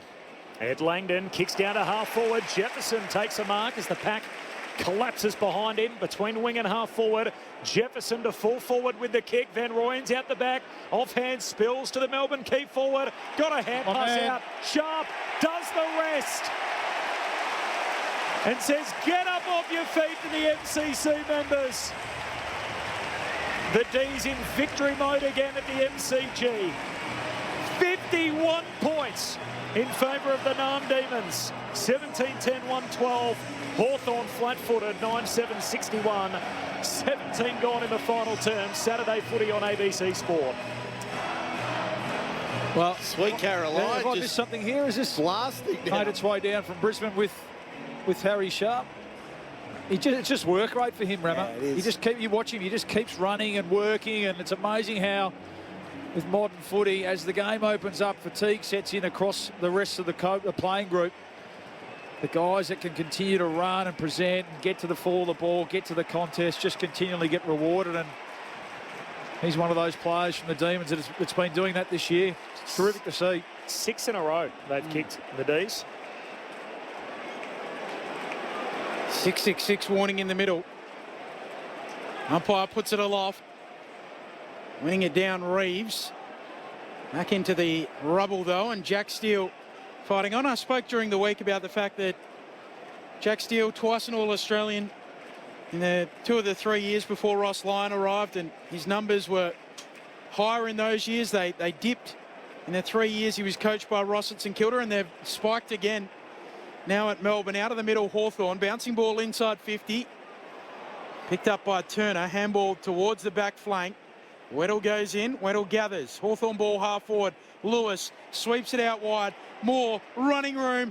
Room to steady and goal. A late consolation for the Hawks. And it's back to 45 points. 17-10-1-12 plays 10-7-67. 18 into the fourth. Well, what's the saying, Benny? One man's trash is another man's treasure. So that's certainly the case with Jack Steele. I said this a couple of weeks ago when we did the Melbourne game, that I'm really surprised that a number of other clubs didn't go after him. He's a captain of a football club, so obviously good citizen. Well, high leadership, great person, all the boxes you need. High character, obviously, all the boxes you want to tick in your veterans, and he's not 30. Puts a lot of pressure on the third-round pick that the Saints got for him in this year's draft. Whoever. Right, and he's just been the perfect man to fill the void that was left by Oliver and Petrarca, really, isn't he? I think it's just to help this other young midfield. I mean, Caleb Windsor's not out there today. Colin McDonald gets the first kick out of the middle, down to half forward for the Hawks. D's have this game in their keeping. Turner gives it to Steele right on cue, coughs it up. Ramsden for the Hawks, the 1-2 there with Moore. Ramsden gives it away to McKenzie, almost ran out of space. Short 2-metre kick. Ramsden goes to ground. Pressure. Melbourne win the footy. Yep. Jaff, hand pass chopped down, regathers, gives it away to Petty, who's now in defence. Hand pass goes back to Howes, who's been good today. Long kick to half-back. Chandler, a tangle there with Morrison. Morrison grabs it, turns it over. Langford took on 2 tacklers, got it out. Chandler can't collect, goes to ground. Hawks win it back on halfway. Morrison to Ward. Morrison gets it onto Huswaite, who backfeeds a handball to Battle. Kicks dangerously into the middle. Look out, Sharp arriving late. Breaks it up from Weddle. Goes again at ground level, so too Weddle. Weddle gathers centre half back for the Hawks. Off to Sicily. Sicily, look out, caught by Fritsch. He was just faffing about, and Fritsch came and got him. 35 out, as good as directly in front. Terrific. Yeah. What a re-emergence, or isn't it like Bailey Fritsch's year this year? He's been on record, hasn't he, in saying it, that maybe just the new coach, the new set of eyes on him, he's had to not reinvent himself, but just get back to work. Yeah. Exactly. And a lot of it's been this. We know what he can do with ball in hand in front of the goals, but that's been the most impressive part of his year and game today. His ability to, and his desire to do the defensive things. Left foot drop punt is right through the middle. Just the goal umpire went scurrying to their left. Well done, Ben. Good and save. It just snuck through. Very good save. Melbourne are running up a score on Hawthorn. 18-10-118, plays 10-7-67. He's got a couple, Bailey Fritsch, 20 minutes into the final term. So just to finish off on the conversation with Jack Steele, it's my understanding one of the big reasons why St Kilda were happy to see him go is they played their games at the Docklands, their home games at the Docklands. And their belief was he just wasn't a good runner. He couldn't run, he couldn't cover the ground at the Docklands when there was real speed on the game. Now, Melbourne play their home games at the MCG, so a bit more expansive. They also recruited Jack McRae. Don't shoot the messenger here, Corb. Don't shoot the messenger. That's my understanding of why they were happy to let him go. 51 points. The Demons lead has gone, grabs it out of the middle, hand pass away to Rivers. High up and under to centre half forward and picked off by Amon. But when there's nothing wrong with your attitude, character, you're captain of the football club. Yeah. Came on down the wing, out the back. Dylan Moore runs onto it, kicks inside 50. Jath knocks it away, but straight to Guinea, closed down. Nice bit of pressure in all of that from Laurie. Ball bobbles out. Centre half forward for the Hawks. Laurie goes in again, knocks it free, but straight to Newcomb. Hawthorn with it, handball to McDonald, handball to Ward. Ward trying to dish it off. In the end, he's got to kick it laterally. Got it to Weddle, but on the half volley, who marks hand pass away to Morrison. Morrison, centering kick towards full forward. Up goes Gawn off his hands. Ramsden, the big man roving. It's going to work. Shanks in snap, but it might work out for D'Ambrosio. Gathers in the pocket, threads the eye of the needle. Nice finish. Back to 45 points the margin. 18-10, 118, plays 11-7-73. 23 minutes into the fourth. Adam Ramanauskas and Luke Ball. Well, what this shows me with Hawthorn is some teams, some good teams can really, when good players are not playing, the depth comes in and they can carry it. It shows with Hawthorn, when their good players are out and their depth is tested, they come right back to the field. Right back to the field. So there's a bit to work on here for Sam Mitchell and what he does and how he recalibrates this team, because since half time they've looked all at sea. 68,557. Good crowd. Great crowd. 3/4 full. Back in the middle. Comes down towards McKenzie. Got a hand pass away, but too late. Caught. Didn't dispose of it properly in the Laurie tackle. And game's open right up here in the concluding stages. Bowie gives it to Rivers. Kicks out in front of Sparrow. And avoids the contact with Ryan to mark it true centre half forward for the D's. He's been a good contributor, Tom Sparrow. You look at the stat sheet, Rama. This has been the strength of the team. We've spoken about the evenness and the contribution at certain times throughout the game from nearly all their players across the ground. This will be Tom Sparrow's 23rd possession. Well, I was just thinking Trent Rivers, who I had to look. He's had 21 possessions. I feel like we haven't called him very often back into the team tonight at all. 9 of those hand passes. Missed those hand passes, Cobb. He's Sparrow at centre half forward. His kick sails away to the right and behind. So the D's, they're going to be 7-3. They're going to own a loss to Sydney, a loss to Fremantle, no shame in that, and then bizarrely that loss to Essendon in gather round. But they'll go past the Hawks. They'll go half a game clear of them on the table. What's their next 4? Stand by. I can tell you that, Rama. 1 second. There's Western Bulldogs at Docklands. Winnable. GWS in Alice Springs. Winnable. Collingwood on the King's birthday. Winnable. Essendon at the G. Winnable. Start favourite in all of those on this form. And Adelaide before the bye, the last of that run. Moore kicks a high up and under, going up on the wing. McKenzie, lots of it, doesn't quite hold it. Ball spits out to Moore again. Hawthorn ball, McDonald loops a handball to the runner Ward, through the middle. Handball onto Moore, he'll kick inside 50, and Watson hits up at the footy. Done a good Marks job. On his chest, 40 out. Done a good job, Tholstrup. So, where are we here with Nick Watts? He's had 7 possessions. This will be for goal number 3, but just not as lively. Yeah, well, and part of that, I think, and he would say, like the pressure on the ball across the day has been terrific. That time, obviously, with the sting out of the game, hard to stop that. Nick Watson, his drop punt, no trouble for him. A third of the evening, and it's 40 points neat. 18-11, 119, plays 12-7-79. 3.5 minutes of game time remaining. Saturday footy on ABC Sport. Well, we've spoken about it, man. We just haven't seen enough of that, have we, across the course of the night? They've been too bomby, played it in the hands of this Melbourne defence, who have been terrific, really. But the odd occasion where they've been able to work the ball through via hands to a player into that launch zone and lower their eyes and hit a target coming back at the footy. You see here Nick Watson, that's just great forward craft again. Not a lot that Tholstrup could do about that. Dylan Moore, I mean, he's been Hawthorn's best. He's been superb. 26 possessions for him, 10 score involvements and 2 goals. Gawn and Meek to go at it. Meek leaps up, rips it down, coughs it up. Sparrow, hand pass away to Steele. He kicks inside the forward 50. Chandler the target over his head. Weddle collects. Free kick in all of this. It's going to come back to Weddle, who was taken high. Interesting look ahead for Hawthorn too. So short kick to Morrison, short kick to Moore. They've got the short week And they're down to the Apple Isle to play on Thursday night against the Crows, who will be feeling good about themselves, I'm sure, after their 11-goal-plus win today against North Melbourne. It was a thrilling game last year, albeit a low-scoring affair and freezing temperatures. The Hawks have worked it down to half forward. We've got a ball up.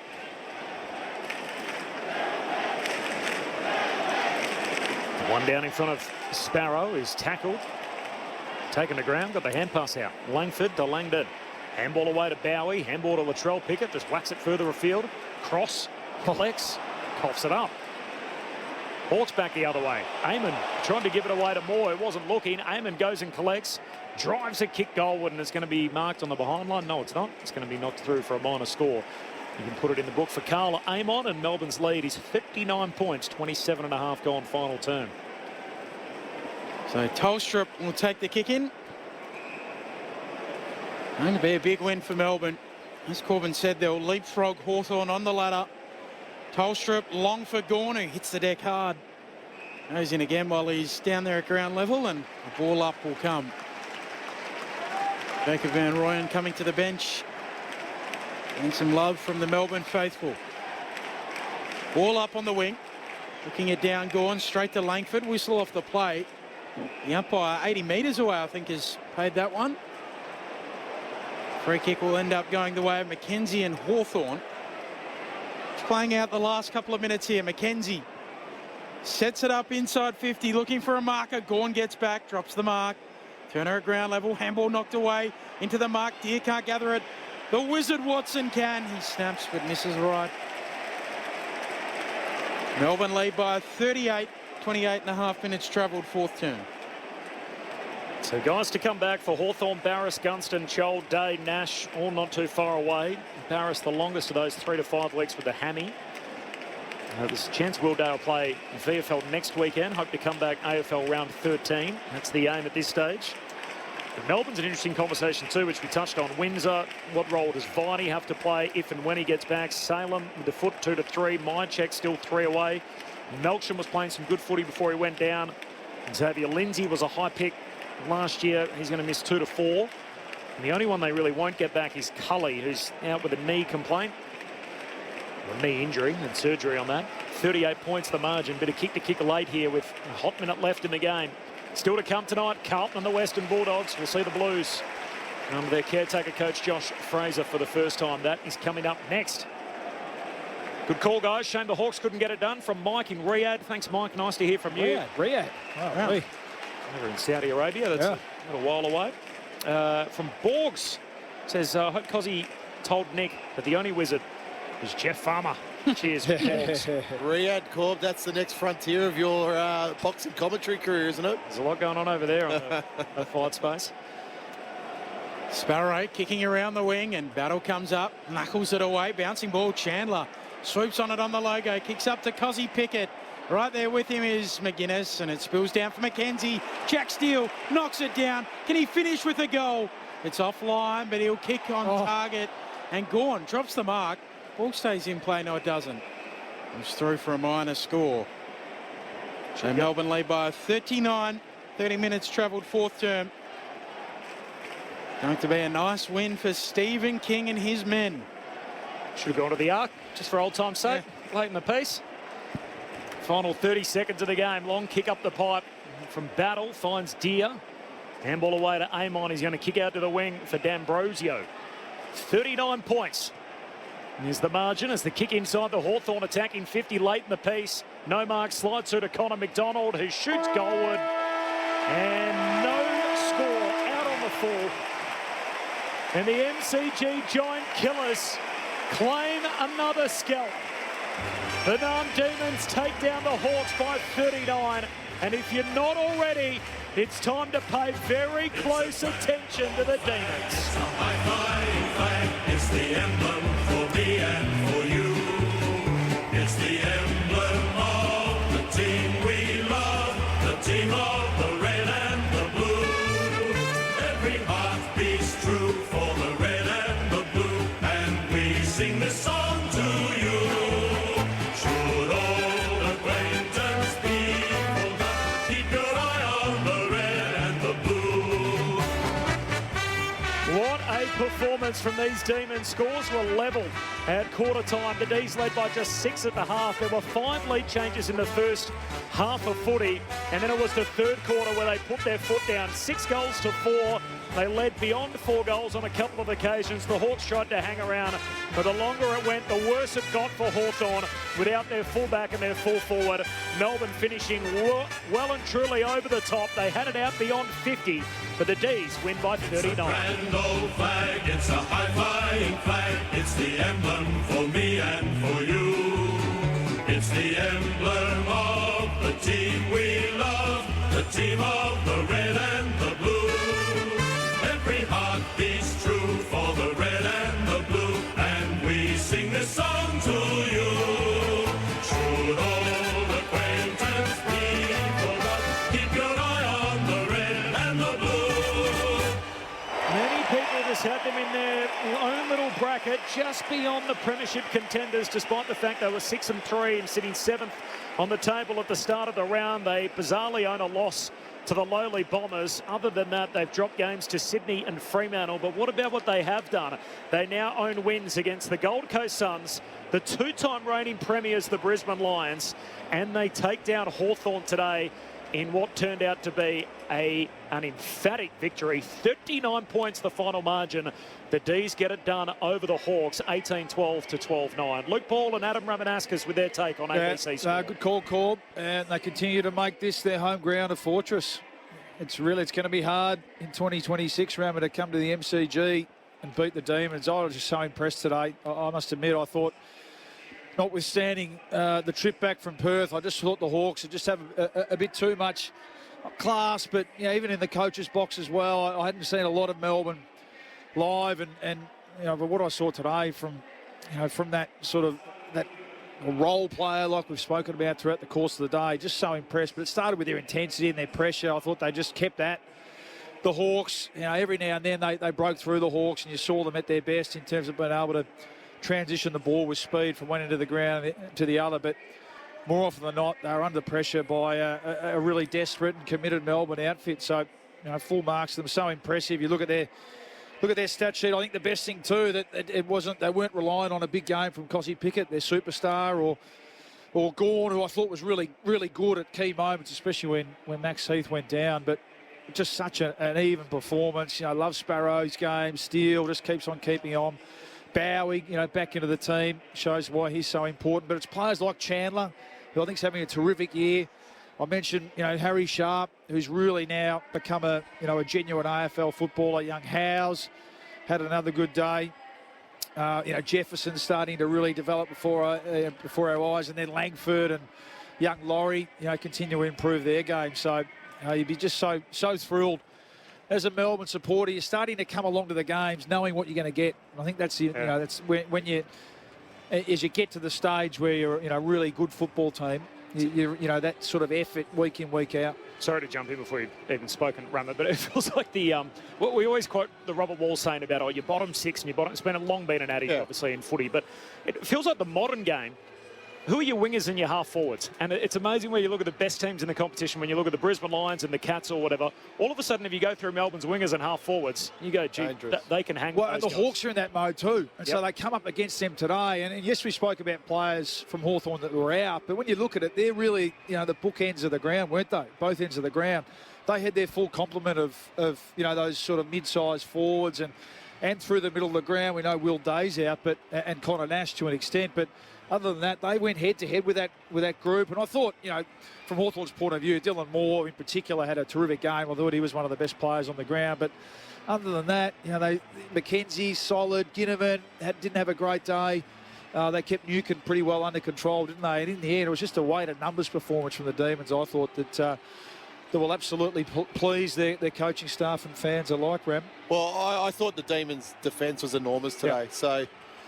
So they lost inside 50s by 1, so it was 56 to 57 Hawthorn's way. But I thought Turner was terrific. I thought Jaff was terrific. Bowie, that you mentioned, Blake Howes had a real standout game. Lever really led from the front down there. So, and what they were able to do, look, you talk about, and the job that Tholstrup did on Nick Watson. Now Watson's finished with 3 goals, but I thought his impact on the game was minimal. Like usually, you know, he's buzzing around, getting up to stoppage and causing a bit of mayhem there. So as Stephen King spoke about, I want you to play with natural flair within our structure. And I think that's what we're seeing with Melbourne, where he's getting best seasons out of players. Now, when you get best seasons out of players, that usually coincides with a great year for the team. So, you know, Jack Steele comes to the club, is having a great game. Tom Sparrow is really back to his best. Chandler is back to his best. Bailey Fritsch is back to his best. Langford's going from strength to strength. Turner going from a forward to a defender. So, you know, really getting good years out of players. Harrison Petty, you know, he's a bit hit and miss for me, but today thought it was great today. He was a hit. Loved his intensity. That's what he was. Yep. Set it up early, didn't he? And then didn't fill the stat sheet, but I just thought he was a presence all day and loved his contest work, which we don't always see from him. You're right. Well, I think Jefferson is developing before our eyes. Well, he just looks like he's going to be a 10-year sort of key forward for the Demons. So look, terrific. Well, they 7-3 now. You mentioned Corbin. 7-3. 7-3 with 4 very winnable games. So it could be 11-3 in the next month with then that game against Adelaide just before the bye. So, you know, we talk about probably 14 or 15 wins to get a top 4 play. Well, it's more top 6 now, isn't it, to make sure you qualify for a final series. So they're going well. I mentioned late in that quarter, Hawthorn, you know, when you lose certain players, your critical mass of outs adds up. Now, I just thought it did today. Barras, Gunston, bookends, and then Connor Nash, who's the big defensive midfielder that's not in the team. So those 3 guys out of the team really didn't help. But I actually thought today with Hawthorn, it was ball movement or bust, the way they played. So if you look at the combative parts of this game, clearances, Melbourne +6, contested possessions, Melbourne +11, tackles, Melbourne +8. So they're just getting beaten to combat. Yeah. And we spoke about how important Jack Steele is to that. 26 possessions, 14 of those contested, 3 tackles, 7 score involvements. So he's had an enormous game from that point of view. It's certainly what Melbourne needed and what they've not what they've been missing, but I think more to have honest, hard-working midfielders rather than the spectacular which they've had in Oliver and Petrarca over the last couple of years. But what they've also been able to create now is multiple options going through the middle of the ground. It's fast becoming one of these stories of the year. I think it's been pretty well declared, given you're sitting 7-3 and they're a perfect 6 and zip here at the MCG, where the biggest games of all are played. Stephen King, in his first year in charge, of course, he fainted in a job interview when he went over to Perth at the West Coast Eagles. Basically ruled him out of the process and going into to that role. Then I think he fainted when he came back to Geelong training, didn't he? He didn't faint in the interview. Correct. But part of the process. Gotcha, around that time. And then felt like, that was going to rule him out of the West Coast job, or at least set him back on that path there. He goes through and wins the job here with some highly credentialed candidates as part of the process, and now he has the team 7-3 in the season. Ray Chamberlain is with the winners. Razor. Gents, it is absolutely chock-a-block down here. I was asking around. Dale Thomas said to me it is as full as a state school, and they're all pretty happy. Another big win for the Melbourne Demons.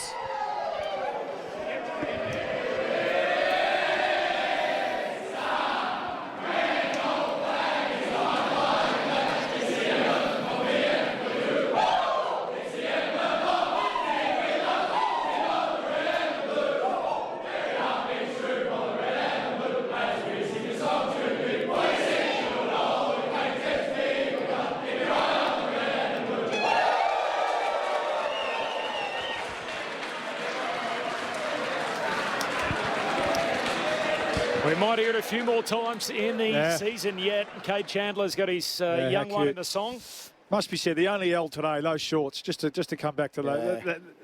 I reckon, that's their only loss. That's their only loss. I want you to find out if that's a property steward's mistake or if they genuinely thought that was the look to go with today. But it's the only L for the day for the D's. Would have looked even better if they wore the white shorts or something different, but an unusual mix from the Demons with the royal blue jumper and the navy blue shorts. But that's what they faux pas. They play good footy. The jumper looks spectacular, but I think we could probably get some royal blue shorts maybe to match with that. 39 points, the Demons' victory margin in the end. They climbed to 7-3 and leapfrogged the Hawks. The Hawks now find themselves with another defeat, obviously in the context of the season. 5 lead changes, all in the first half, and the D's pulling away to win in comprehensive fashion. Still to come tonight, Carlton up against the Western Bulldogs. We'll take you there shortly. Earlier, by the way, big win for the Adelaide Crows by 68 points. That's the one, Cobb. Over the Kangaroos. I can't do two things at once. No. Read the screen and say something out loud.